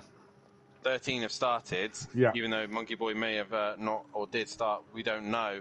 But he did actually end up on the grid. Even we lose him, it's still top 7. So at the minute, KLF won't be able to qualify. KLF won't be able to qualify. Argent all over the curb at Cops there, and he just couldn't get off the curb at Cops, and that's lost him a bit of time to Ukbar on this lap. Bryn now improving his pace over Dean Wisocki and has gapped him a little more. Dean, though, may have to start worrying about Shane behind him in his rear view mirror. Shane is coming, although Dean puts in his best lap of the race, a 2:05.3. Not the best from him, but Shane, a 2:03.6, and the top 4 really pumping in their best laps of the race at the minute, and they're improving every lap. Argent there. Is that a moment? He has had a moment. That's DJ Phil passing him. Oh, no. He was on the back of the bar, and this race is going from Sargent. He's going to have to throw this one away. I think Dean's had a moment because Shane's now ahead of him. Yep, Dean's had a moment. Shane's ahead of him, and now he's got Rabbit Joe behind him. So Dean was trying to chase down Bryn for P3. He's threw away a P4. I'm sure he'll take P5 today. He was backwards at turn 1. on the opening lap of the race. And I'm sure Joey had a spin on the Wellington straight, didn't he, on lap 1? So I'm sure these two, 5th and 6th, will bite your hand off at that. But who's lurking in the background? The man who's as patient as ever, KLF. So one moment for them two, and Kelly could pounce on that one, as Ukbar did his best lap of a 2:03.6 last time around. So Shane, actually the quickest man on track. He just seems to be getting quicker and quicker. Him and Bryn at the minute looking very good. They're not going to catch Exit Tips, though. He's got a very good gap of 18 seconds to Bryn. So either way, Exit Tips looking good here. Ukbar's had another moment, I think, because DJ Phil's on the back of him now. Phil's on the back of him, and Argent's not too far behind him once again here. So just a few mistakes from a few of the more experienced drivers on the grid. And you have to say, 2:03.1, wow, that's good pace from Max Mulder. Yeah, it's in clear areas, no issues, and I know for a fact that Audi seems to be a lot worse in the dirty air. He has no problems, he has no issues, he's out in front and got a comfortable gap over this man, who is just pumping in the lap times. He's doing what he needs to do. Like I said, it's probably not his ideal game. He probably prefers single-seaters, but either way, he's took to this Porsche like a duck takes to water. So he's done a fantastic job with a limited amount of racing that he has done here on Project Cars. Indeed, he has. Bryn running for a good 3rd place. This will be back-to-back podiums. We spoke to him on the podium last week. He's on for another podium here this week. Then as Shane comes through down the start line, crosses the line, he puts in his best lap against a 2:03.6 for him. As Dean there, little wiggle out the final corner maybe, and Rabbit Joe now getting that bit closer. He is indeed, and Joe is bringing Kelly with him as well. Dean's a 2:14. Obviously, he had a moment last lap. I don't know what it was. Possibly touched a curb, possibly at a big curve.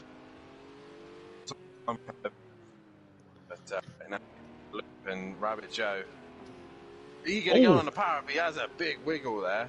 He does have a big wiggle, and he's in that slipstream of Dean Wysocki, and he has a chance then to maybe pull down the straight Argent towards Club Corner then. Can he look to DJ Phil? He's made a couple of mistakes, strange ones as well, the middle of Club and at Woodcote, as Joe got a bit closer to Dean, but not close enough, and into Brooklands and Luffield. Dean's just got to hold his nerve for 3 and a bit more laps, as Argent coming through the first corner. Joe all over the back of Dean Wysocki. Now that was a car off. That's Shane. Oh, big shunt in the wall. I wonder if he's done what Welch's done. And all of a sudden, Dean and Joe are 4th and 5th now. He's had another moment as well. He's back off the Shane has point for Kelly. He'll be happy about that. But Shane is in the wall. And like I said, it's all about just staying on track. If you stay on track, you'll be fine. But he's just been pushing the limit too hard. I think he's got bad damage down as well there. He just didn't seem to be able to turn through cops. He's not even going at great speed. We are picking up Archie Bargy for some reason, not sure why. Here he is, as DJ Phil's had a moment.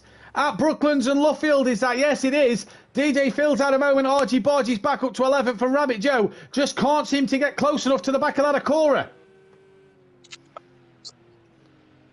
Apologies there. We are struggling to just hear Dan. Bit laggy on Dan's end. So apologies there. We will hopefully get Dan back in. Hello. Or back with us. There we go. Don't know what happened there. Yeah, very strange. Yeah, better. Okay, we've got to do an internet test after this then. But, yeah. Rabbit Joe loses another 10th through that final sector to Dean on the last lap. Joe, though, was half a second quicker than Dean. Overall, Shane surely just has to get to the end of this race. Kelly, you'd imagine, will want to get past Shane in this one as well. Kelly had a moment that last lap, Dan.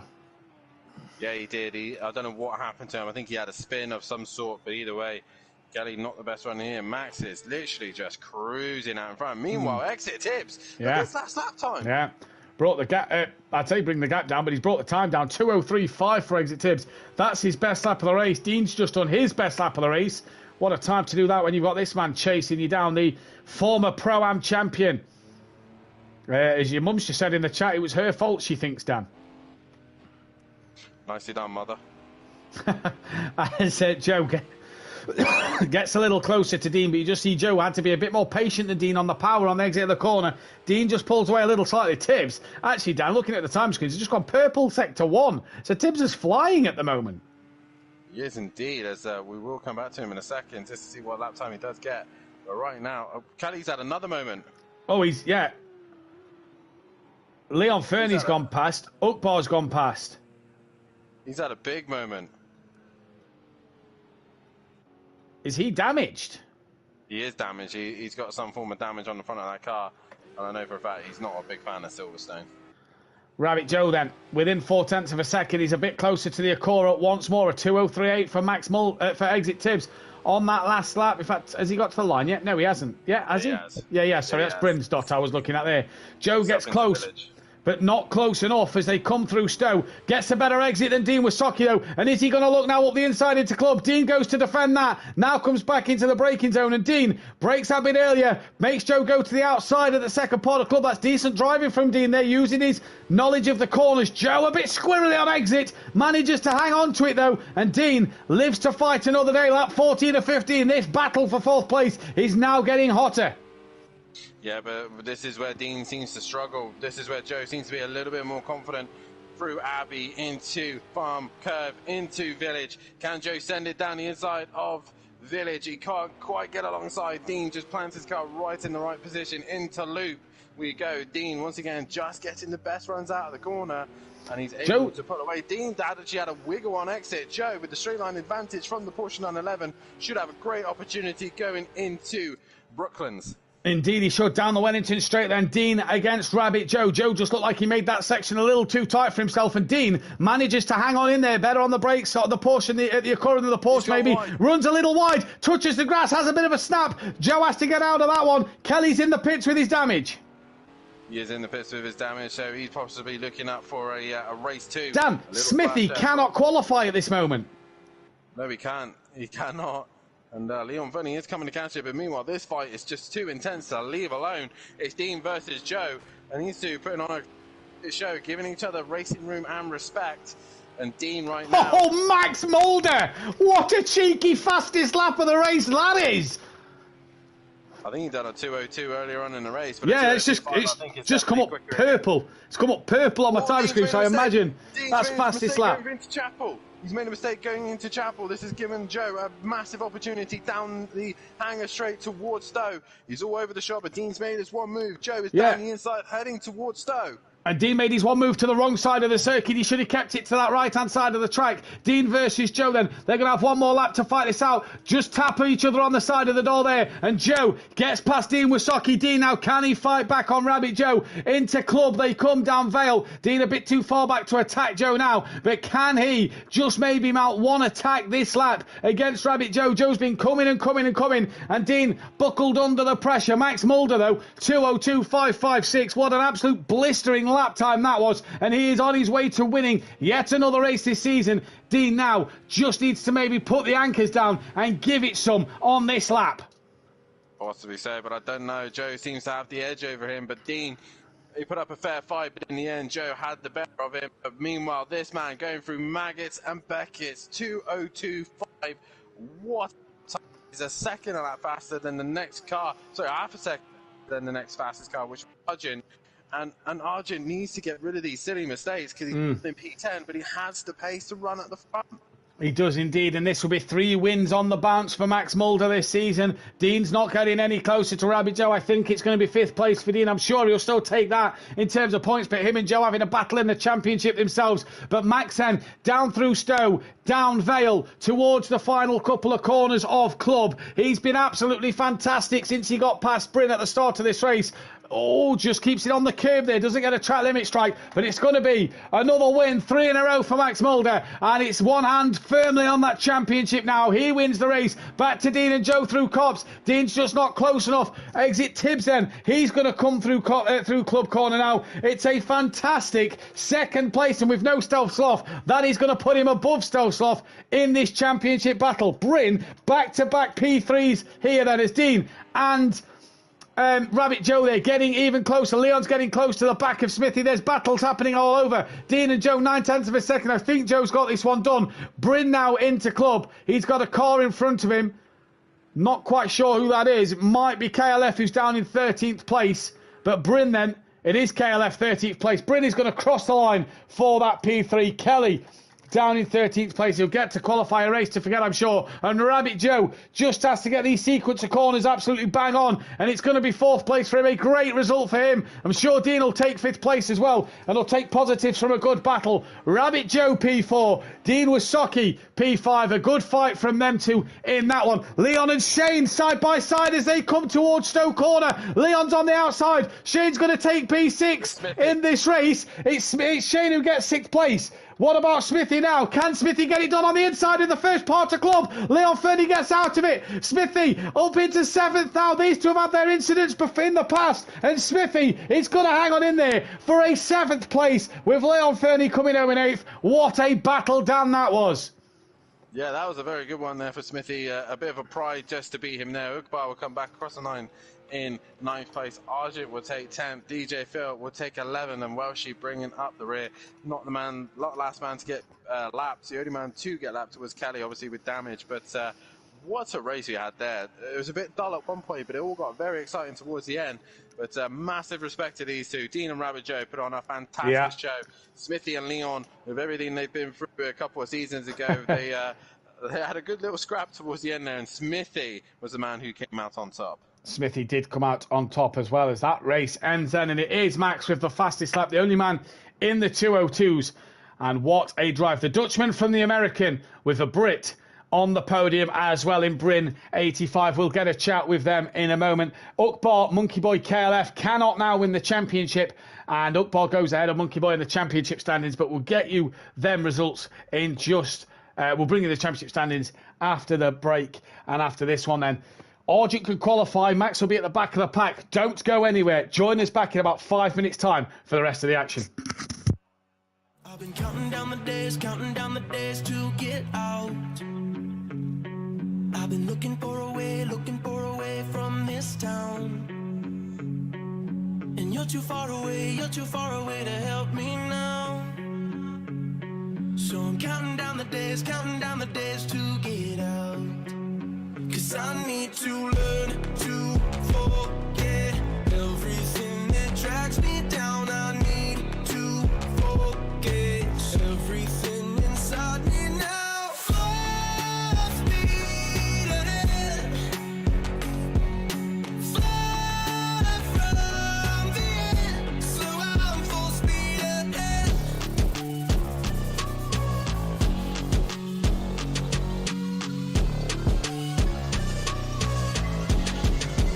Full speed ahead.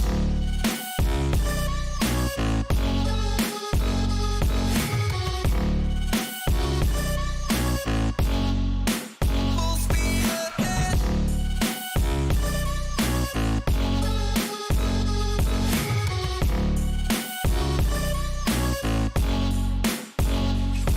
I've been staring at the sun in my eyes. I've been keeping on the run every night. But you're too far away to see the signs. So I'm staring at the sun till I'm dry.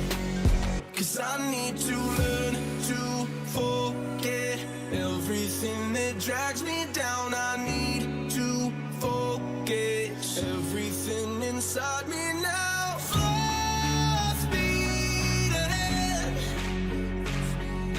far from the end. So I'm full speed ahead.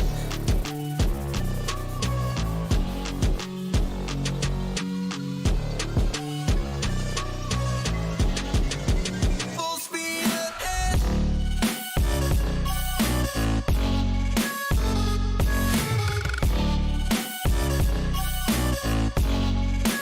Full speed ahead.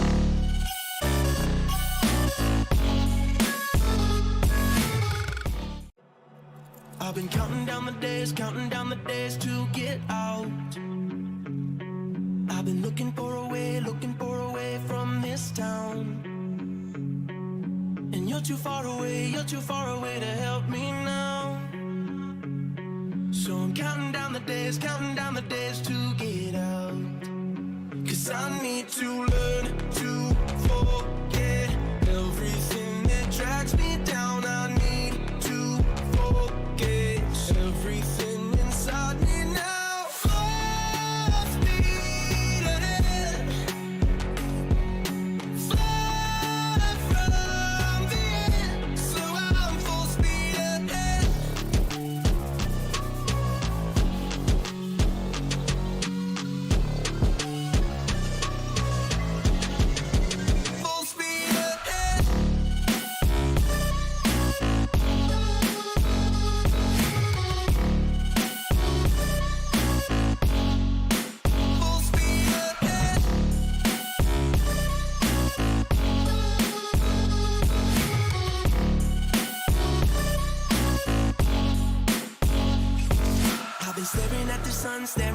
sun in my eyes. I've been keeping on the run every night. But you're too far away to see the signs. So I'm staring at the sun till I'm dry. 'Cause I need to learn to forget everything that drags me down. I need to forget everything inside me now. Full speed ahead, far from the end. So I'm full speed ahead.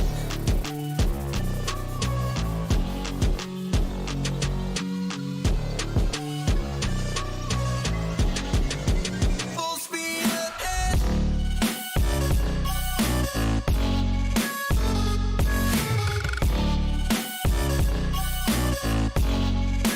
Full speed ahead.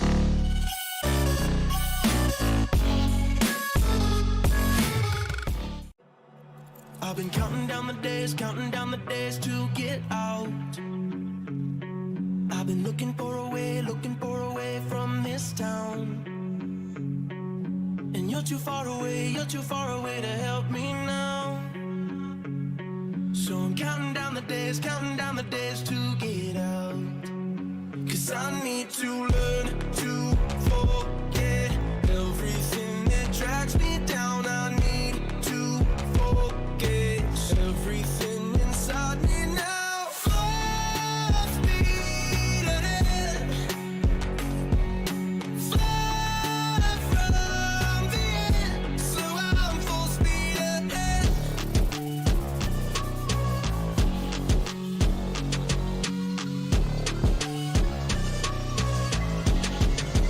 Full speed ahead.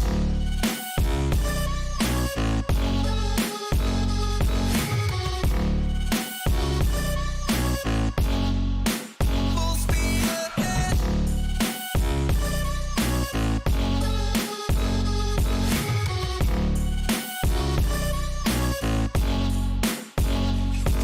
I've been staring at the sun in my eyes. I've been keeping on the run every night. But you're too far away to see the signs.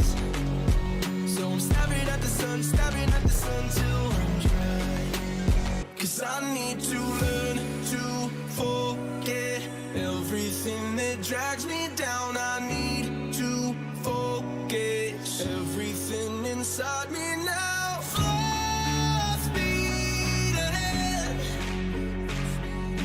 far from the end. So I'm full speed ahead.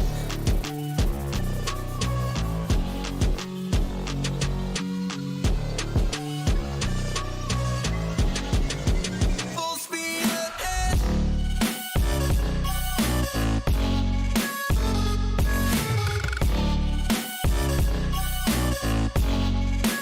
Full speed ahead.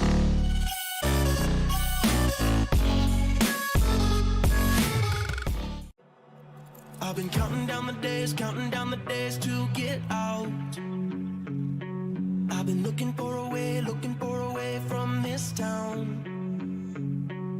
And you're too far away to help me now. So I'm counting down the days to get out. 'Cause I need to learn to forget everything that drags me down. I need to forget everything inside me now. Full speed ahead, far from the end. So I'm full speed ahead.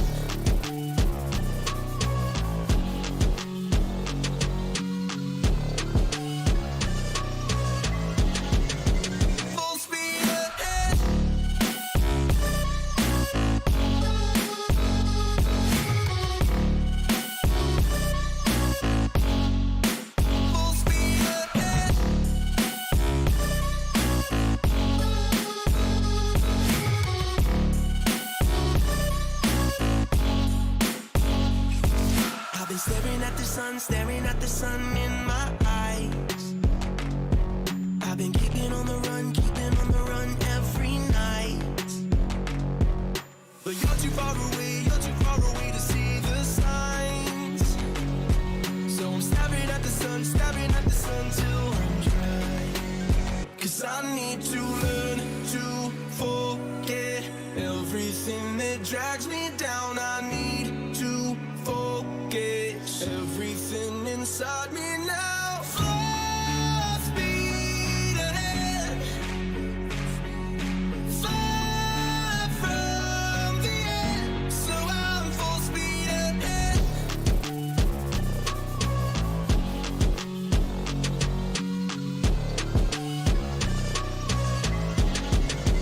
Full speed ahead.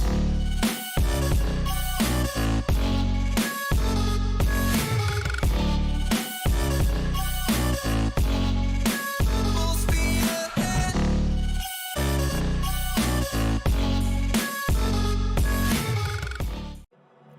I've been counting down the days to get out.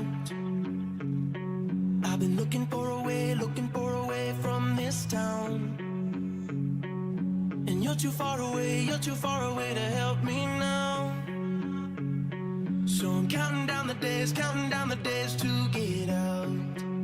'Cause I need to learn to forget everything that drags me down. I need to forget everything inside me now. Full speed ahead,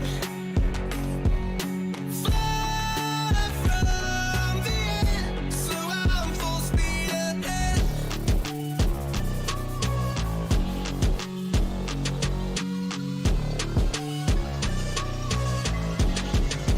Full speed ahead. Gentlemen, to Simplay Motorsport here for round 20 of the season. 5 races left to go, and Max is nearly there. I don't think it can be done tonight. I think he'll have to wait till next week. He is 108 points clear of Argent, needs 27 points in this race to outscore Argent by, and then he'll be champion. But that 27 points includes a point for pole position, which he cannot get, so it will go to Brands Hatch next week. Argent second place. Shane's still in with a shout to mathematically winning the championship, but he is a long way behind. 119. He's only 8 points himself behind, 9 points himself behind Kieran Argent. So that one could be even more exciting. Kelly's fourth with Bookbar moving into fifth without Monkey Boy being able to start that race by 3 points. Dean is some 25 behind Monkey Boy, so that battle's on. 25 points down in 5 races for Dean to beat Monkey Boy. Can he get it done? Rabbit Joe is some 12 behind Dean Wasaki. Leon Fernie 9th on 143. 10 clear of DJ Phil. Bryn now up to 11th. 4 behind DJ Phil. You get a feeling Bryn's pace tonight could put him into that top 10. Welsh's on 127 as Bryn jumps him. Smithy's on 119. He's only 8 behind his rival. Bozzy Boy now tied with Tibbs as Tibbs moves above Stealth Sloth and will soon be on the back of Bozzy Boy. Stealth Sloth bringing up the rear in 16th place. And as for the Constructors' Championship, the SRL Racing Team are 109 clear of Audio Sport and 2 Old Pros. Long way to go still in that one, though. A lot more points up for grabs. They, though, are being caught by the SFA Acora team and the Super Crash Bros, who are now a point off the back of the Acora team of Smithy and Argent in that Constructors' battle for second place. Terminal Velocity Racing P5 as well, so can they gain even more points? Wakasaki Racing, MC Motorsport and Simplay Racing cannot now win the championship. And we're joined by Max and Bryn, and we'll start with Bryn. And Bryn, another cracking start to your race. It was another one which was pretty much on the edge of being a jump start. Yeah, I thought I had again. I'm like, oh no. But good race from yourself. An early spin kind of put to bed a fight with Max and Argent, yeah. but a good recovery to come back to third. Yeah, I pitted earlier, so it allowed me to jump a lot of people going into pits. So. I want to quickly apologise to Bryn. I did put you for a race winner, so that's probably didn't help you in the first place. No, you jinxed me. Go. Good pace in the Ferrari though. You and your teammate had cracking pace out there in that race, and yeah, we did. Shame about Shane. I think he had a few issues, but yeah. Going into race 2, you're going to be starting towards the back end of the grid. It looks like. What can you do from there? Well, I'll aim for, I'd say top 3 again, but I'll go top 5.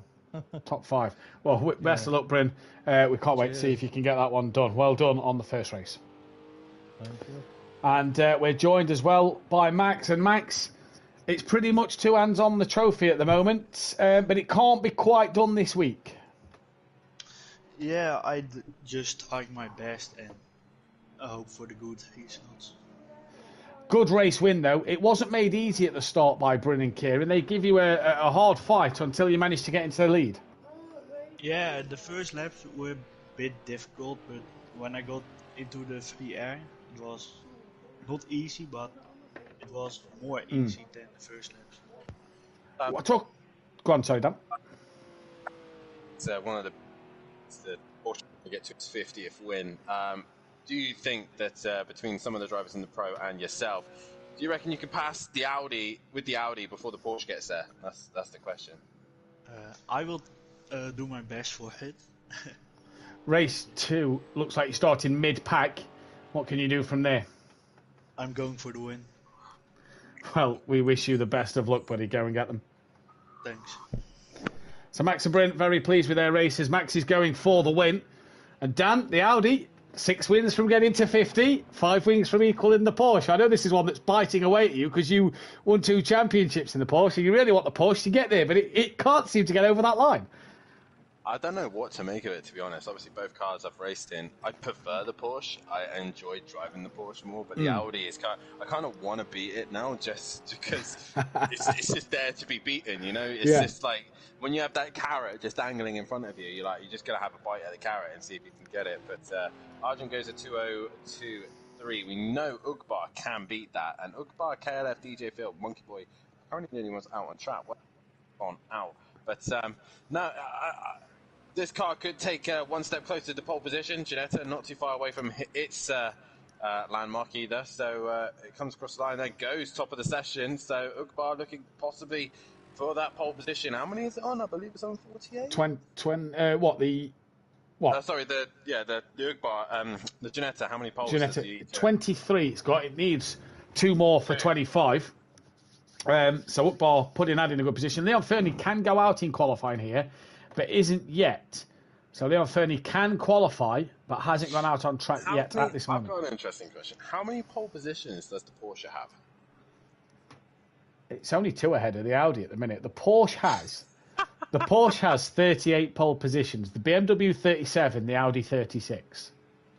Okay, so basically what I'm trying to get at here is obviously Lamborghini Lamborghini and Porsche are all owned by the Volkswagen owners group, and the out front, possibly the best of those cars, Italian as well.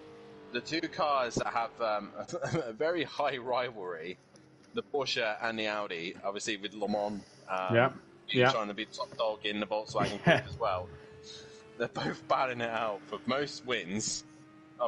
First to 50 wins. First to 50 wins and first to 50 poles. Yeah, is it 50 poles? Is it? It's because 38 and 36 on. Which one would do it first? The Porsche 911 that's had big use earlier on in the season's gone, and now it's been died out, and now the Audi seems to be the favoured car. Can that get pole position as well before the Porsche and the win? This is a great scrap. Forget the drivers, forget the teams. I'm focused on manufacturers. Who can get to 50 Porsche first? versus Audi. Audi really needs to put a stomp on Porsche here because they will be in F1 at some point, and Porsche didn't get to it. As Kelly takes more time through there. Argent's gone P1 at the minute with a 2:02.1, so a tenth and a half, just quicker than Ugbar at the moment. The Japanese have to get involved. And Leon Fernie not gone out on track. I don't think he's going to get. He's got time to get out there and get a lap in, but doesn't look that way at the minute, which is going to keep Max P6 then. And wow, Max P6. That's a real. That's a juicy grid position to be in. I'm just wondering, Dan, is if that carrot's going to dangle for the Porsche a bit longer, and race 1 ACC Pro-Am maybe. Anybody in a Porsche driver fancy a race win? 50th on the 50th win at the very first win of an ACC season. Well, luckily, neither one are in F1 at the minute. Possibly when it comes to Yes, 2026, yes. we might be still having this discussion when Audi eventually gets to F1. But yeah, I really don't know. I don't know which one I want. I want to get in the McLaren and make it more interesting. Well, the McLaren's only on 26, so arguably in a 24 race season, the McLaren can get to 50 race wins before the Porsche. So we'll have to wait and see. I mean, that that has to be the most stonking season ever. It's a win every race, isn't it? So It is. the 720S though is a good car on ACC. So hey, you never know. We shall see, I suppose. And as we go into this one, just to point out what Dan was saying as well about the Porsche sort of dying off compared to the Audi. The Porsches had made 76 appearances this season compared to the Audi's 96. If you'd have took that to the first 4 seasons, there'd have probably been very little Audis, maybe just Jamie, but a heck of a lot of Porsche starts.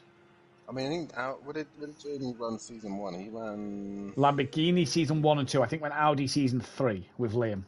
I don't think any Audi got picked until season 3. No, if I remember right, you're correct. Because I believe myself, Little Leach, and Gary with Porsche. Yeah. Sati was Lamborghini with Phil. Mm-hmm. And then we had a lot of Mercedes. Yeah. We even had the GTR with Emo Guy and Yeah. Fury Yeah. in The season 1. The GTR's made 31 appearances here at Simplay Motorsport. Proves the Mercedes dominance and why people pick the Mercedes. 857 as Ukbar goes provisional pole by 200ths of a second. Wow. That is tight. Leon Fernie will not get out there in qualifying then. So that helps his teammates out a little bit. Ooh. One more away, and Ginetta will be. If he can hold this pole, the Ginetta will be 1 away from 25. Indeed, it will.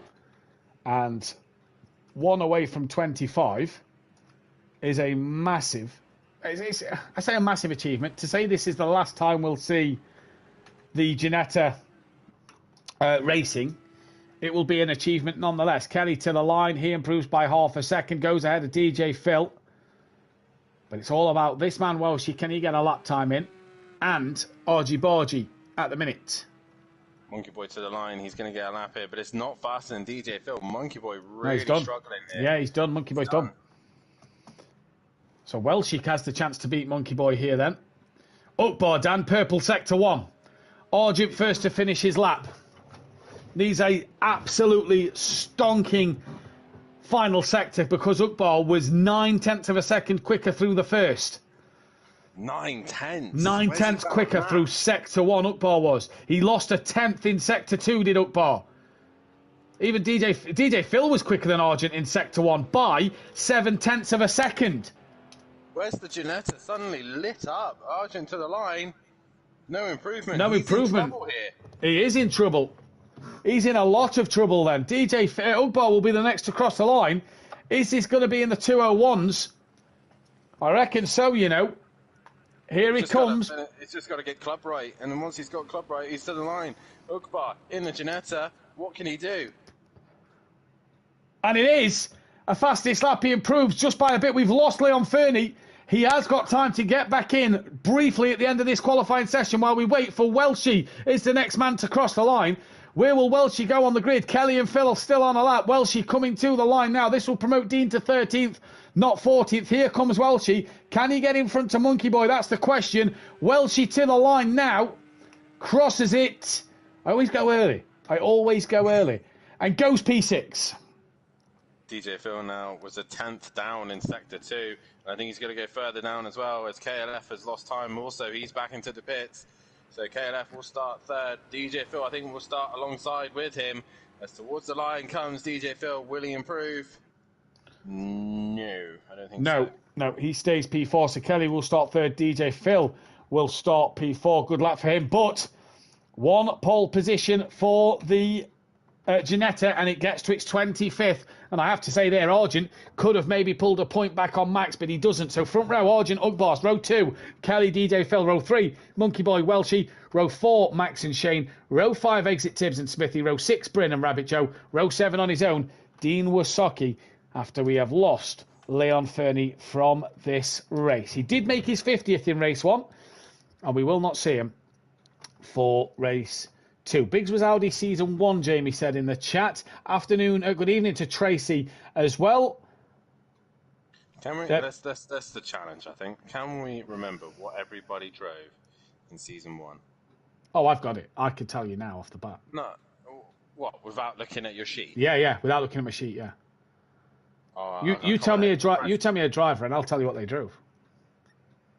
Okay. Yeah. Monkey Boy. Monkey Boy was in the Acura. Dean. Acura. Gary. Porsche. Leach. Porsche. Sati. Lamborghini with Phil. Peaceful. Mercedes with Kieran. Myself. You was in the Porsche. Emo guy. In the Nissan with Fury. Who am I missing now? Biggs. Biggs was in the Audi. So the Audi did make an appearance in season 1. Yeah, it's only because Jamie said so a moment ago. I said that just before we did this little thing. PN in the chat. Yeah, I think that was about it season 1 because we didn't have a full grid. PN, tell you, I'm testing cars on ACC to retire the V12 Aston, but I'm liking the NSX Ferrari and the 911. He says, Tibbs, the 911 is the only car I can drive good in ACC. So there we go. Tibbs maybe on ACC. That'll be a good one to see. But he's saying, I don't know if I've tried the NSX. We won't be doing the GT Force PN because it is a DLC. Season 1 will be GT3s. I think I'll make a debut for the Lexus. Oh, that'll be an interesting one. Overtaker, sup fellow sim racers. How's it going, buddy? Hope you're well.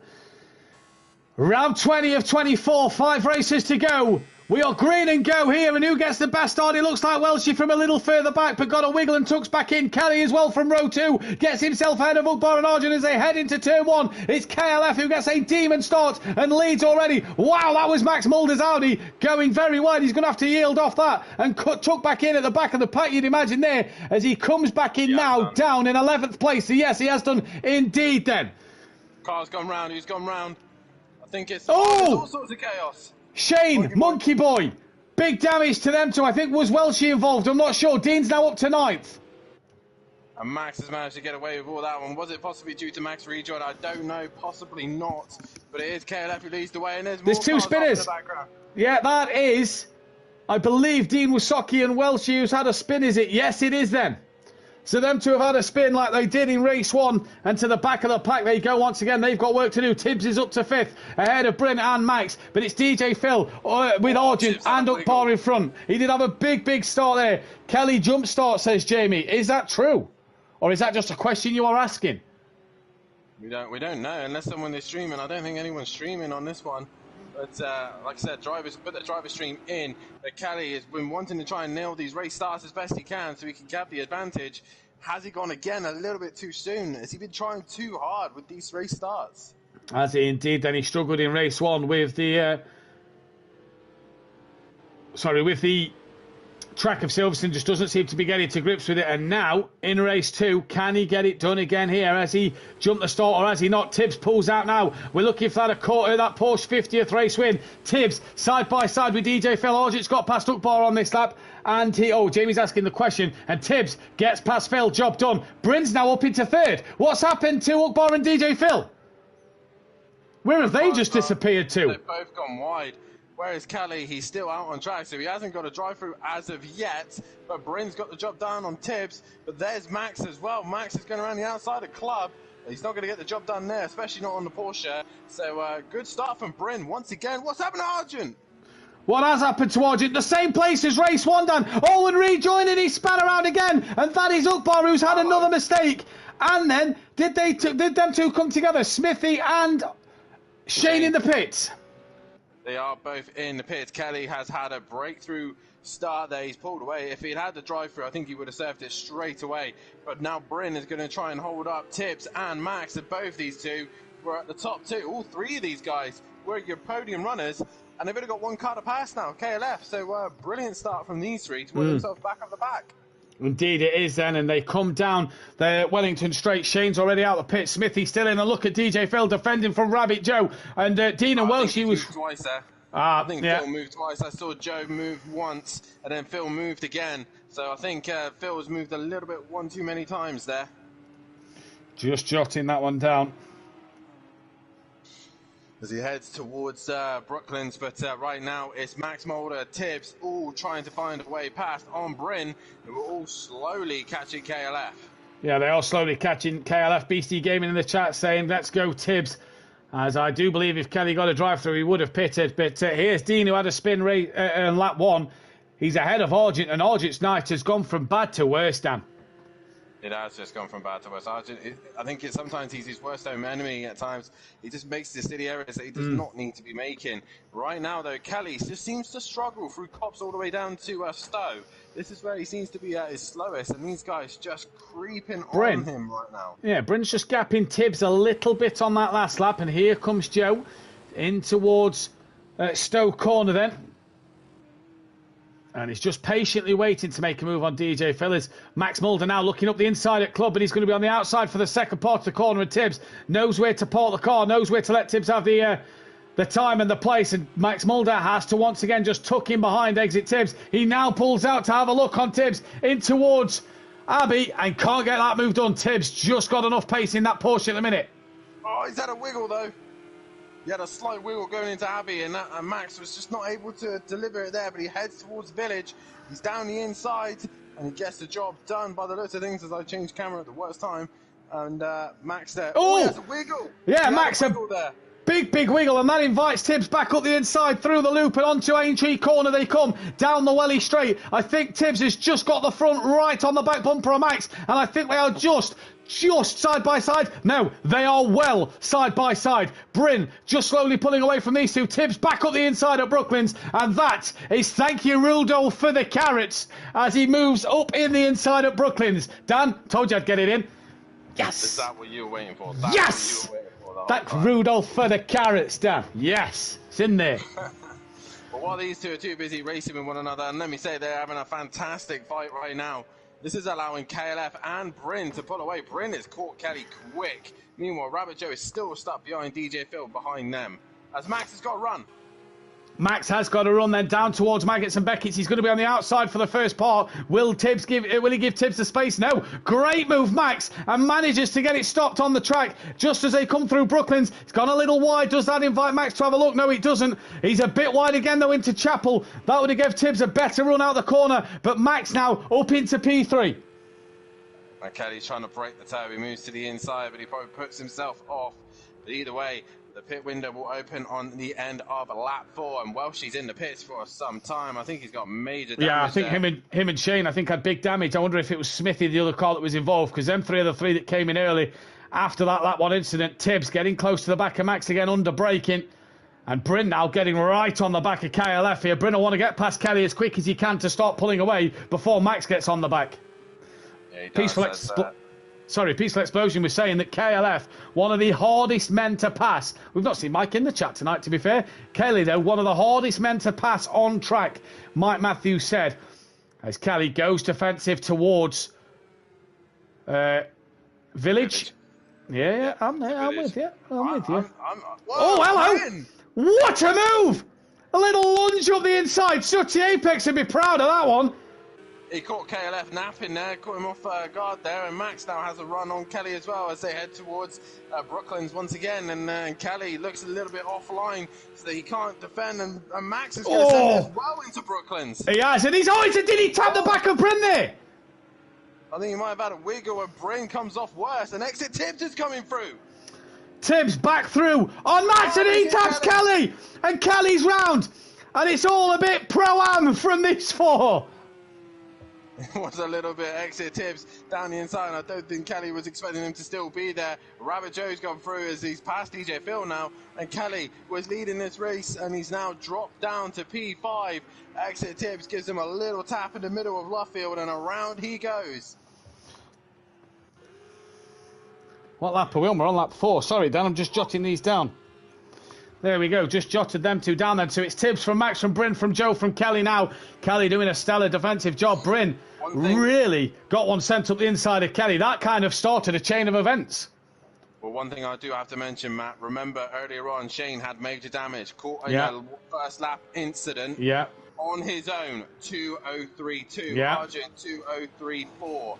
As he had to fight with DJ Phil. Has Argent just lost out to Phil there?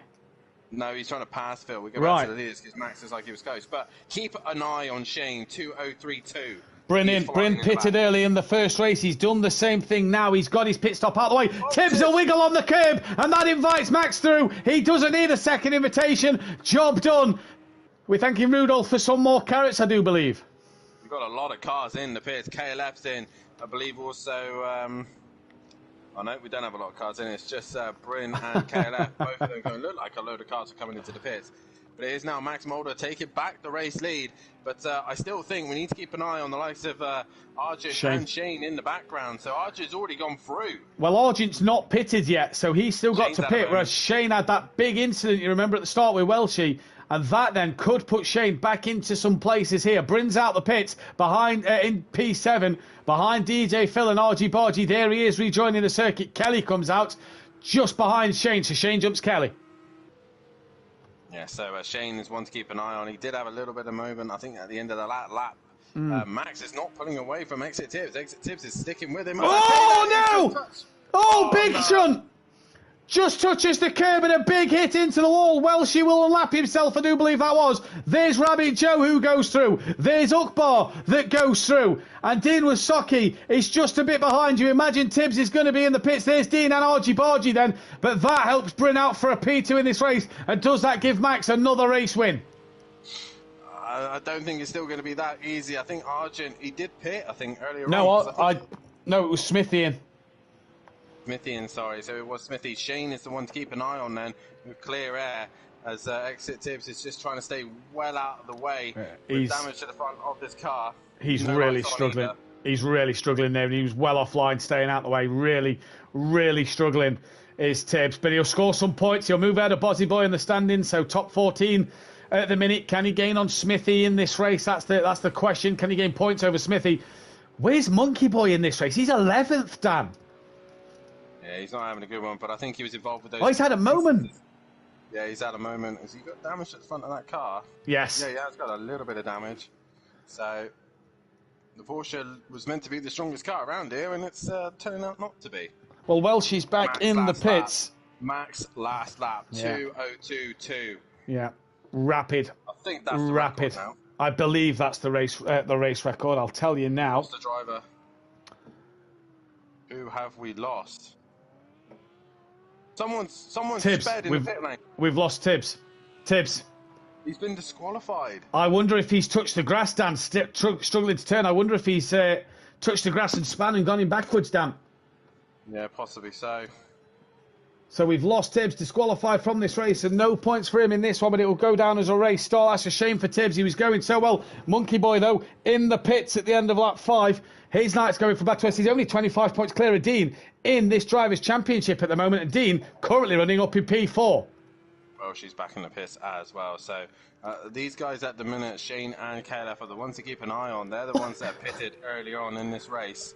Look at Rabbit Joe, Ukbar, Dean and Argent's last laps. 2049, 2042, 2046, 2044. Nothing to separate them. Should be an interesting race between those guys then, but I'd keep an eye on Shane and Kelly because, like I said, these two... Oh, we've lost Welshie. Welshie's gone. That's a... that is a surprise. That's a... Did he retire? It's not come up saying disconnection. It's not like Welshie. Yeah, so if that's unlike me, but I'm having to retire, having wheel issues, can't keep it on track. He's just messaged me. Okay, so hardware, so we might be able... Yeah, so if that's hardware, then that will not be a qualifying ban. Tibbs got disqualified, so that's not a qualifying ban. So they will both be able to qualify. And like Welshie, he's not one to retire, is Welshie. In fact, Welshie is one that really fights for drivers to finish races and get to the end. So we're down to 11, and that will put Smithy even closer to Welshie on the on the leaderboard. Mulder, once again, 2021. He's flying out there. He really wants this record, just to be sure. Well, he's got the record. The record was a 2:02, but I think it was like a mid-2:02. As Rabbit Joe's in at the end of lap 6. Dean Wasocki carries on. Argent comes in right then. Dean and Ukbar. Argent and Joe have pitted. When are you thinking about bringing it in? I'd be looking any time soon, maybe jump them in the pits. Let's see where Kelly and Shane comes out of this. Rabbit Joe is now coming out of the pits. He's P2. Where's he going to be compared to Shane and Kelly? They're now coming down towards the end of the start straight. Rabbit Joe is going to be right in this scrap. He's off the limiter. Shane's He's done gonna him. be right Kelly's done behind him. I think they've done him, yeah. right Oh, behind them. whoa, yeah, he is. Kelly went a little wide through Farm, and that puts Joe maybe just having to be patient on the throttle a bit there. Remember, Joe, you've got low pressures, cold tyres as well. You need to get that car back in its right window. And Dan, Bryn as well. If we look behind Joe, there's Bryn. Not a million miles away, 4 seconds behind with Argy Bargy. So these three, there's Bryn. There then is Argent. these guys really need to just kind of get their heads together and just focus on getting some lap times underneath them. But Max Mulder, though, was just... I think if he pits now, he'll be well out in front of these guys. Oh, 100%. 2:02.3 was the race record from Fury. Max Mulder has the race record and the qualifying record for Silverstone then. And these records, don't worry, they will stay. Because we're doing GT3 on AC, yes, it's a different game. The records will still stay. It's not that we're going to do new records. Same cars, same tracks, just a different game. So even though it's a different game, the records will stay. The most successful drivers will stay. It's the similar tracks. We might have to add most success in terms of other cars around the same sort of circuits as well to really give it just a fun fact. It might be stats that we bring you in the off-season. Has Shane from Kelly from Joe. You're going to have to say, obviously, ACCs, I think we figured out that some games are actually slower than others. I believe ACC is slightly slower. I think a little bit, yeah. I think a little so we bit. might have to do a separate spreadsheet saying that these guys have been successful here. Well, the Dean- fastest lap on the Project Cars setup. Yeah, we can surely do that. Dean then answers back to Argent and Joe's pit stop. He's come in himself. There's Tibbs' smashed up car in the pits. Dean into the pit lane, gets it stopped. How good's this stop? DJ Phil will go through and be on the podium at the minute while we wait for Dean to get away. Dean's away now. Decent stop. I think Dean's going to be on the back of these three now as Joe looking on the back of Kelly in towards Abby. Dean's been passed by Shane. Here comes Joe and Kelly through Abby they go. Both on the brakes. They both just rubbed us a little bit, do they there? Where's Dean going to pop up? He's just a bit off the back of Joe, as he was before the stops, but he stays ahead of Argent, and Dean, crucially, jumps Bryn. Joe had to go down to first gear there. Kelly a little bit all over the place in the braking zone ever so slightly, but Joe now replaced past Kelly, and that's just allowed Shane to just disappear. He's gone. Yeah, he has gone, and we've got now, there's Shane, there's Kelly, there's Joe, there's Dean, there's Bryn, there's Argy Bargy. We've got a real race on our hands, and Ukbal, when he pits, is going to feed out into this same battle. Definitely so, and they're all catching DJ Phil, who's still yet to pit. He's 2 seconds a lap slower than Shane in a minute. He is indeed. So yeah, Max still to pit, Leon's not in this race. DJ still to pit, Ukbar still to pit. It's the top three not yet pitted. And I wonder then, Dan, when are these drivers going to think of a pit stop here? Joe and Kelly having an awesome scrap. Dean's just 2 seconds off the back of him. He's bringing Bryn with him, who's bringing Argent with him. Smithy's not a million miles away on the back of Argent. And Max pulls the trigger now. So Max is in at the end of lap 8. Ukbar. When does Ukbar come in? Well, this is the interesting thing now, Dan. Ukbar takes the net lead of this race. Does DJ Phil get past Max on the net lead for the net second place as well? If that's the case, that'll be really close towards Max. And will Max sort of have to fight? We know how hard a fighter DJ Phil is. How quick has Max stopped? He's gone. Oh, he's going to clear Phil. No, he's cleared Phil. Yeah, he should be fine. I was going to say, if Phil did the correct game there. Oh, this is Rabbit Joe. He's now making a move on Kelly into the chicane. This gives me highlights of Gary and myself. Yeah. Two Porsches. Indeed, it does. It's got that vibe about it. Yeah, just in the day and in two different colours. As Kelly and Joe then battling once again. These two have had many scraps. You remember season 3 at Bathurst when these two fought for the championship? What a season that was. They're back at it now. Dean and Bryn are only 2 seconds off the back. They're having their own little scrap in the background as well. So battles for 5th and 6th. And Dean's had a moment. Dean has had a moment. He's touched a curb or something and he's gone round. That's a weird place to drop it, and it's probably touching the curb. So Dean has gone round as Rabbit Joe is still trying to find a way on Kelly, but can't seem to do so. Kelly, like we said, one of the toughest defenders. So there's Shane, there's Kelly, there's Joe, there's Bryn, there's Argent. There is now Dean Wysocki. He's got to build that pace and gain on the back of these guys. He's going to still gain points over Monkey Boy in this one. Ukbar and Phil to pit. They're both teammates, can't pit on the same lap. So when do they choose to box with each other? Ukbar needs to think this through a little bit. He might be out in front in clean air, but if he has a bad lap, if he has a scruffy lap, he could possibly drop behind Rabbit Joe and into the clutches of Bryn. Depending on the pit stop, could be behind Argent if it's a 30-second in and out. Argent, 29 seconds. Oh, who's that? Oh, Dean's had another moment. So Smithy now gets past Dean. Has got to now switch back on. He's well ahead of Monkey Boy. Can he now just switch back on, get ahead of Smithy? Oh, no! Well, we said you need a good stop, and that is not the way to do it. Oh, my God. Lap 9, Ukbar clips the wall coming in under pit entry. All on his own. Yeah, all on his own. That's going to drop him right into the clutches of Argent, Smithy.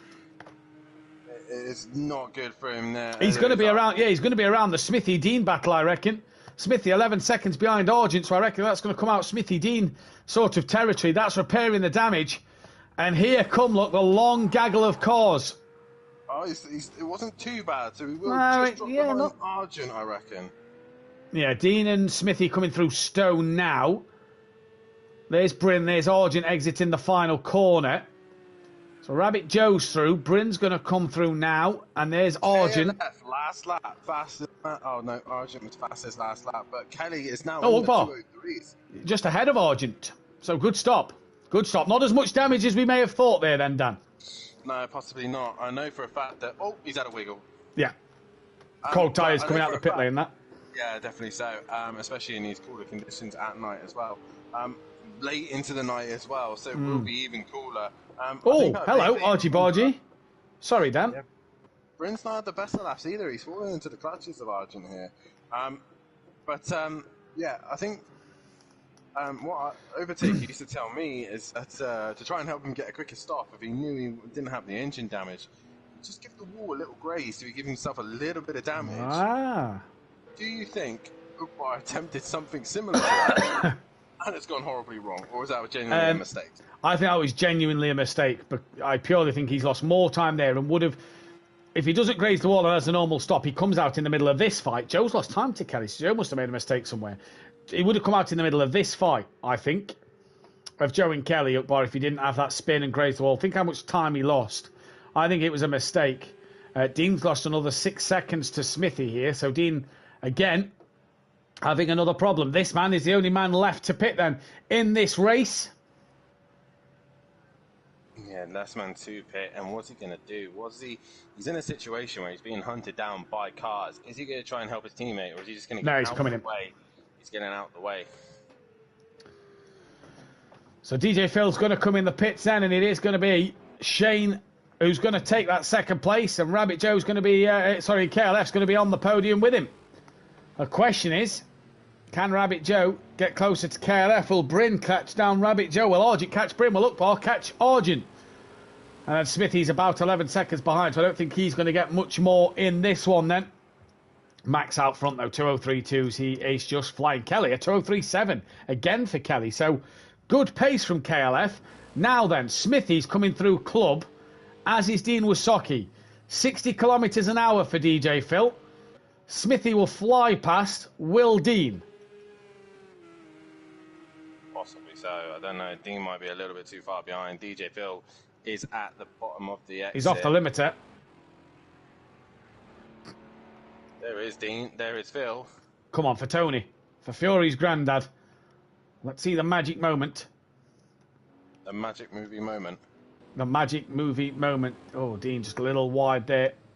On the brakes, over the curbs. And back on the power. Very similar in pace, these two cars, in terms of top speed. And we'll see what they can do. Max 14 seconds ahead of Shane. Kelly's 2 seconds off the back of Shane. Joe right on the rear bumper of KLF now. And Argent gaining on the back of Bryn once again, Dan.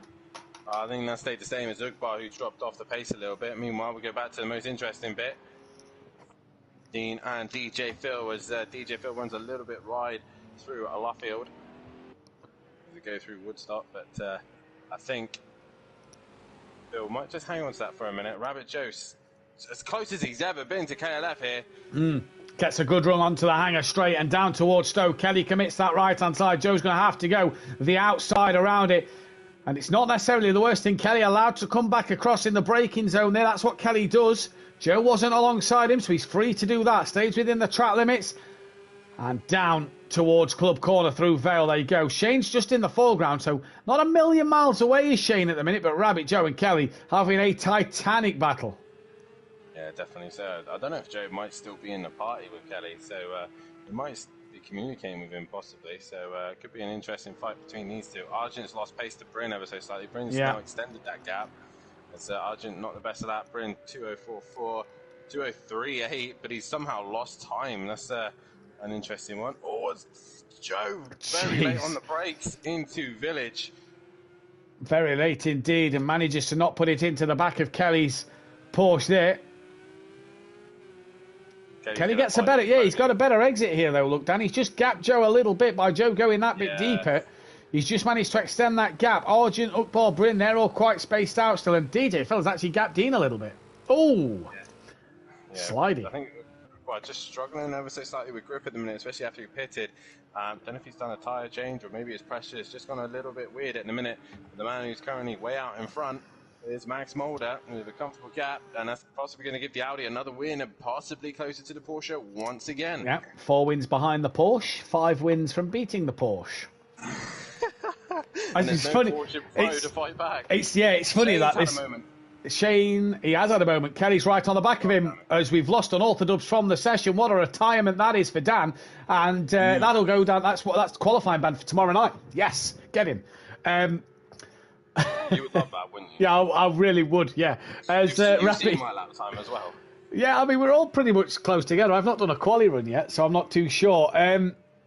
He's one of our own. He's one of our own. Dean Wasocki, he's one of our own, says Jamie Brazier. Indeed he is. And this Dan, as an Orthodubs gets back in the session, I don't care what he says, it's still a qualifying ban for tomorrow night. And this Dan as well, with Jamie's comment there, he's one of our own about Dean Wasocki. Going back to the comment we made about Project Cars earlier, it's nice to see the likes of Dean and Joe, Shane, Bryn, be at Simplay Motorsport and see how they've grown from season 1 to now. Yeah, especially the likes of Dean. Like from day one, he's been here and he's managed to progress himself this far into the series. I don't know who we're watching at the minute. I just know that I'm staring at a Silverstone screen at the minute. We're on Rabbit Jam. That's good. There's some form of. Oh, sorry, Bryn's made a mistake somewhere. He's dropped behind Dean and DJ, Phil and Smithy. So I'm not sure what has happened, but Bryn, Ugbar's back in the pits. Oh God. Oh God. So I don't know what has happened here. Ugbar's in the pits. Bryn is behind Dean. Dean's 2 seconds to DJ Phil, and Smithy's now in the top 6. There we go. We're back on now. Dan's back in. Yeah, not sure what's happened there. I accidentally hit the circle button. And where is Bryn? He's in the pits as well. Now, Bryn was ahead of Argent. Argybargy's car. No, it seems to be all right. Smithy's up in 6th place. It's them overtaker pad settings, mate. Telling you, 6th and 7th. That's good points for Smithy here tonight. Very. I mean, he's not Driver been the fastest, even though he's saying that. He's 2:06.8 from him. Driver of the day worthy from Smithy, to be fair, in all fairness. Very much so. Dean losing pace to DJ Phil. That gap's now 3 seconds. Kelly, don't know what it is about race 2, but Kelly just a bit closer to Shane here. Maybe he ran a different setup. He decided to run something different. Max has got no lights on. He has on my screen. Oh, on mine he hasn't. Okay, so we'll let him off there. Pian says he knows his driver of the day. And here comes Shane with Kelly gaining on the back of him. Joe's not got an answer for these two. Kelly looking interested now. These cooler conditions may have just started to help this Porsche in the second race because Joe's 4th, Kelly's 3rd. Yeah, but it's still not going to be the Audi, though, is it? Let's be fair. Oh, no, Max has got to monumentally cop this one up. The Audi's got this in the bag. The Porsche is rubbish compared to the Audi. The Audi's going to get its 50th win before the Porsche gets its 50th win.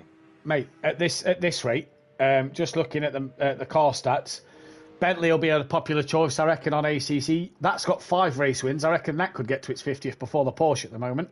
But But we'll see. Oh, Jinx one way, Jinx another. Kelly, just taps the rear of Shane. And he waits patiently to let Shane get going. So I will not bother jotting that one down. As Joe now back interested. 3 for the lead. Argy Bargy in 5th. DJ Phil 5 seconds behind Smithy. Dean 3 seconds behind Phil.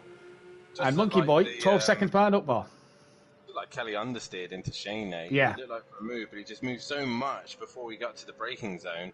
And he's doing it again. He's moving a lot in the braking zone, so he's really compromising his braking pressure and his braking ability, which is causing him to have a twitch. The performance of the brakes aren't working at their maximum capacity because of the amount of moving Kelly's doing. And I wonder if that's just maybe distracting Kelly a little bit. The amount of movement under... Not under the braking, but just before the braking, isn't setting himself right for the braking zone. As he comes through cops, as does Shane. And you just hear Kelly there, very patient, because if he'd have got on the power, he knows he'd have ran wide, but doesn't lose too much time to Joe. Shane went wide as well. He had Shane's had a big wiggle into the start of Maggots there. And I think he's just starting to struggle with something. I don't know if it's type. Kelly's had a moment through Beckett's. Very, very slow through Beckett's here. I didn't see a slide or anything, but very, very slow. And really Kelly then... Just very twitchy towards the end. So what time we get? We're getting to about 2:30 in the morning here. Track time. And I'm wondering if the cooler conditions are just starting to affect the car. Dean, not yet coming onto the rear of DJ Phil. He's lost more time to Phil. Here comes Joe on Kelly once again. Joe looking for a podium from the University of Swansea. Rabbit Joe really trying to put on a good performance. And obviously the disappointment of not getting in the lobby last week due to poor university internet. Kelly looking for a podium in the Porsche. And these will all count to next season's podium stats. Let's not forget that I'm started to work on. Yes. Love a stat, eh? Kelly had a big wiggle from turn 1. If there's one thing, Dan, I love a stat. I was more bothered when I used to play cricket back in the day. I was more bothered about if my stats got better or not than playing the game itself. You know what I mean? So yeah, I love a good stat. Does Kelly here now risk to try and get a second place, or does he just hang on to the podium? I think with no Leon Fernie, Max on his own scoring maximum 25 points. Monkey Boy down in 10th. I think them extra 5 points will help in the constructors' battle, especially considering one of your rival teams is the Super Crash Bros. Yeah, and Shane went very wide into the entry of Brooklands. Now we're going into Luffield. And he's got a better exit as Kelly is sliding. He's gone! He's gone! Keeping out the wall now. Bashes into the wall. Here comes Argy Bargy. I think Nassib done it. I don't think he'll finish. I think he'll just, he's left the session. He's had enough. That's going to be a qualifying ban for Brands Hatch next week, and that's going to be a no points for Kelly in this one. What a shame. Max Mulder on the last lap. He's going to come to the line. It's going to be 4 wins in a row. It's going to be a 10th of the season for this man. And the Audi. Max Mulder, one hand on the championship. Oh, hello. Oh, he's dropped it. It's a good job Shane is nowhere near. Max Mulder has dropped the car then. And he comes back onto the track. And he crosses the line now for a race win. Well done, Max Mulder. Shane, though, has not had the rest he needs because Rabbit Joe is right there for P2. Bryn's a lap down then just in front. That's going to be 10th for Bryn after after Kelly's disconnection. I think Shane's got the job done. So Shane's going to come away with that second place. Rabbit Joe a P3 back on the podium once again for him. Well done to him. Argy Bargy a night to forget, maybe a P4. This gives Smithy a P5 down, a 7th and a 5th. What a set of results. Overtaker, what have you done to this man? He's now a man possessed for points. So this really helped SFA Acora Racing for sure in the Constructors' Championship with Bryn down in 10th, Shane in 2nd, but Arjun and Smithy close to one another score points. That's very good stuff there from Smithy, and he's been consistent as well. 23 points for the SFA boys.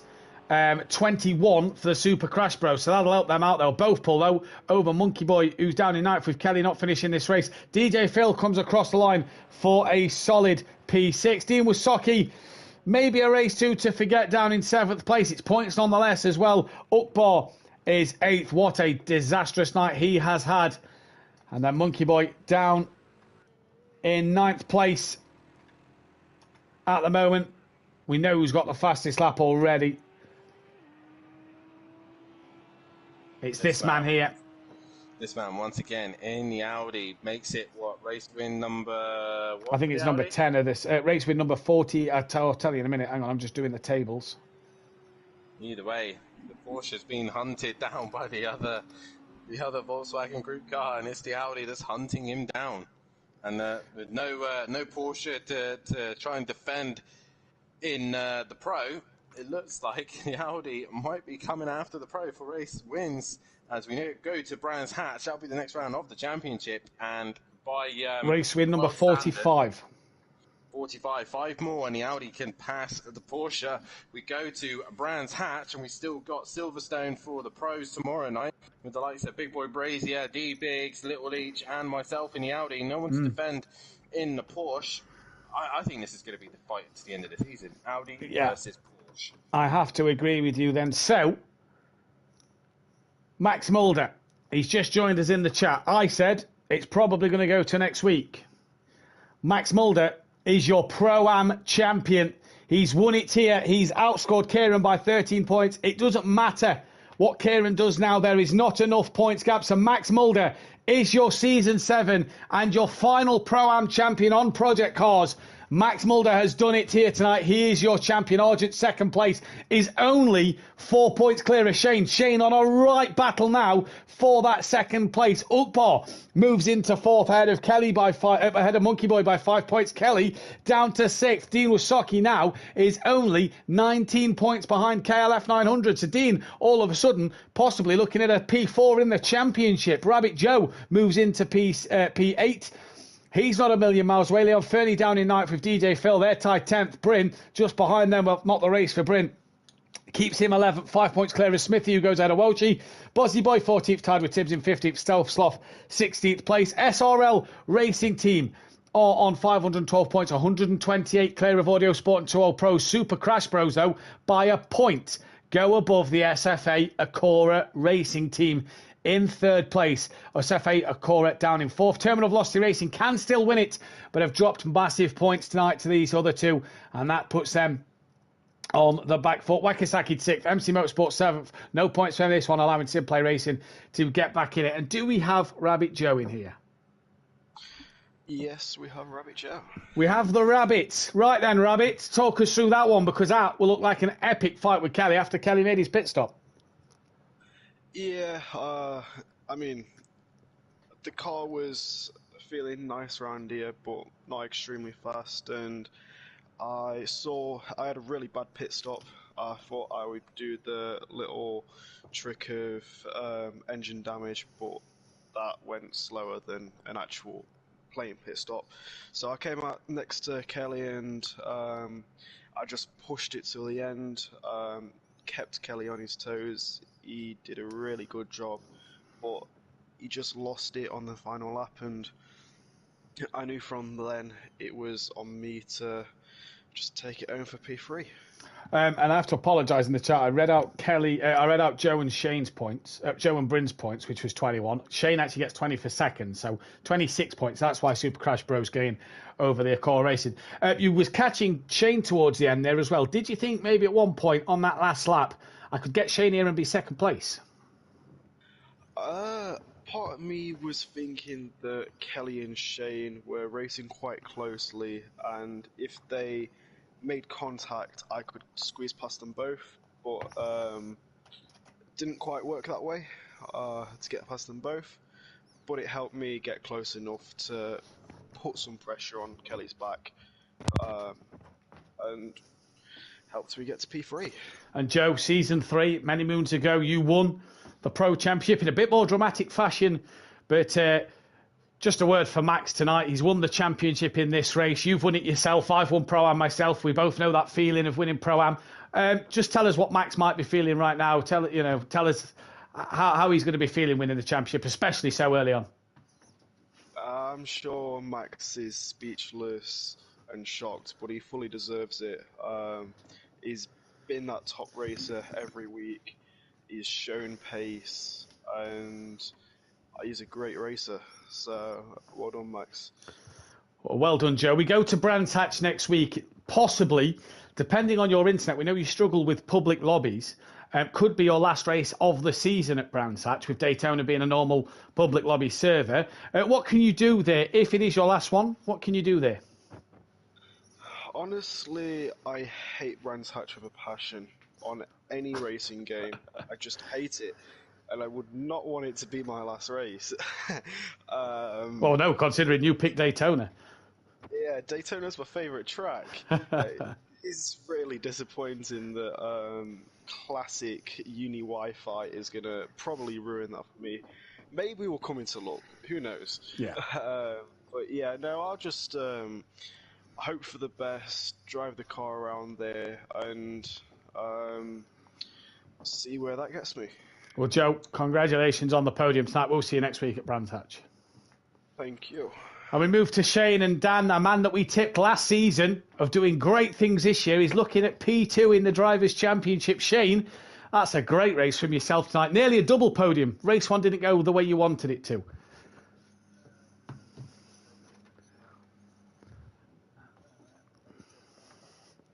Good pace at the start. Was the car just going away from you at the end, just sort of slowly coming to...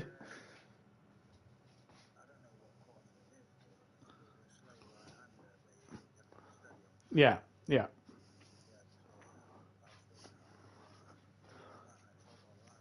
Kelly and Joe pushed you hard to the end, though. Did you think at one point they may have got past you?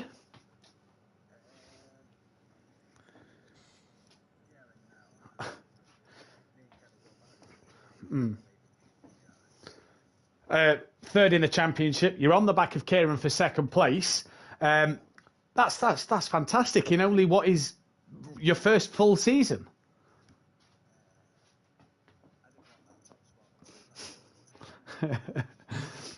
Brands Hatch next week. What can you do around there, buddy?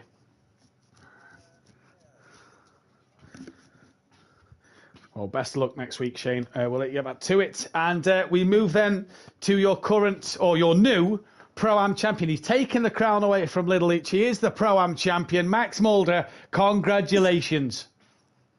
Thanks. It was a good race. And, yeah. Great battle between yourself and Tibbs and Bryn and Kelly at the start. And it just kind of all came together at one stage in that race. Yeah, talk us through that battle early on. Yeah, it was a hard battle for me because they are all fast, and I got a good exit, and I passed, I think it was Tips, and then I also want to overtake the Porsche, I think it was, and that was also a little bit hard, and then I think Bryn made the mistake and got out off track, and then Tips also got again in front, so it was all a hard battle, but it was fun. Yeah, funny then. Just talk us through your season, Max. What was the kind of highs and the lows of this season? Obviously, champion. What was your best moment? I think Silverstone now was the best moment of the season. We go to Brands Hatch next week. Obviously, another night race, similar times to what we've raced tonight. Much more of a difficult circuit compared to Silverstone. What can you do around there? Yeah, I hope I can fight for the win again and get most wins as possible. Well, we wish you the best of luck. Congratulations on the championship. Best of luck for next week, Mac. Well done. So your Season 7 Pro-Am champion, Max Mulder, crowned tonight. Dan, final words from yourself and driver of the day. Obviously, a big congratulations to Max. Well, yeah, I have to say that it's an Audi, once again, on top of the podium. The back-to-back champions. Obviously, Little Each won it in the Audi last season and won it again here as Max Mulder done it. So Audi's looking like the formidable car in Pro-Am at this stage. But, massive congratulations to Max. I know the exact feeling he's in right now. But to do it this early on in the season, he can now just go out and have some fun, possibly work with his teammate to try and focus on winning constructors as well. But yeah, fantastic job. Driver of the day, I'm going to go joint. Obviously, Max Mulder, he's won the title. He's been phenomenal tonight. But I do have to give a massive shout out to Smithy as well. He's been phenomenal tonight, and he's looked so good and has scored really good points of Argent as well. So great stuff. But more importantly, congratulations, Max Mulder, on the championship. From one champion to another now. It's nice to see the Audi on top, and congratulations once again. And go out and have fun at Brands and Daytona as well, because you're definitely going to need a lot of luck at Daytona. I've tested the Audi there. He's got no Mercedes on the grid, though, so he might be all right. He's got the Porsche. Yeah, but Dan, it's the Porsche. It's not going to win a race. Don't be so silly. Yeah, but the other important thing is, as well, we forgot to mention this, even though Max Mulder is taking the championship here tonight, can the man himself in Pro do what Max has done here tonight? Can Overtaker do what Max Mulder has done tonight and take the championship at Silverstone? Yeah. That is the question. Me and Matt, can we stop him from doing it? I'd like to think so, because we've got our own little fight for second and the constructors. So I'd like to really think so, but we'll wait and see. Again, I'm the complete same as you. I've got to give my driver of the day to Max for winning the championship, both races being the champion. But we don't want to give it to someone who wins both races clear. If it was a fight, different story. I am going to go Smithy as well. 5th and 7th, or 5th and 6th, I think it was. For Smithy, on the pad, we know he struggles at times. That is fantastic results for him. Great shout out, though, to Bryn, Tibbs, Shane and Joe for being on the podium as well. That's all we have time for tonight. You'll have to join us tomorrow night. Kelly Davis, Clive Smith in the commentary box. The GOAT himself. As we crown a new champion. I've just thought, Dan, this will be the first season a non-English or British driver will win the championship. Wow. The Dutchman of Max and the Slovenian/Slovakian, can't remember which one, of Overtaker is pretty much done it tomorrow night. We can get to win the championships. April Fools, is it not? Is it April Fools tomorrow, or is it December the 1st tomorrow? I'm not too sure. Either way, join Kelly Davis. Let's start over till the fat lady sings. She's been singing since Suzuka. Since Oscherslaben. She's been singing since Oscherslaben. Right, Kelly Davis, Clive Smith in your commentary box tomorrow night, 8 p.m. GMT flat one. It's the 1st of December. It's the countdown to Christmas. We can't wait. Dan can't wait. There is 2 weeks to go, though, in the Pro-Am. Constructors up for grabs. Second place in the championship up for grabs. Many, many points. The biggest fight now, though, in this Pro-Am is, can Audi get to 50 wins before the Porsche at Simplay Motorsport? That's the battle to keep your eyes on, as well as the Pro-Am constructors, the Pro constructors, and every other little place up for grabs throughout the championship. It's been a pleasure having you here, as always, at Simplay Motorsport. Take care. Good night. Good night. It's been a pleasure.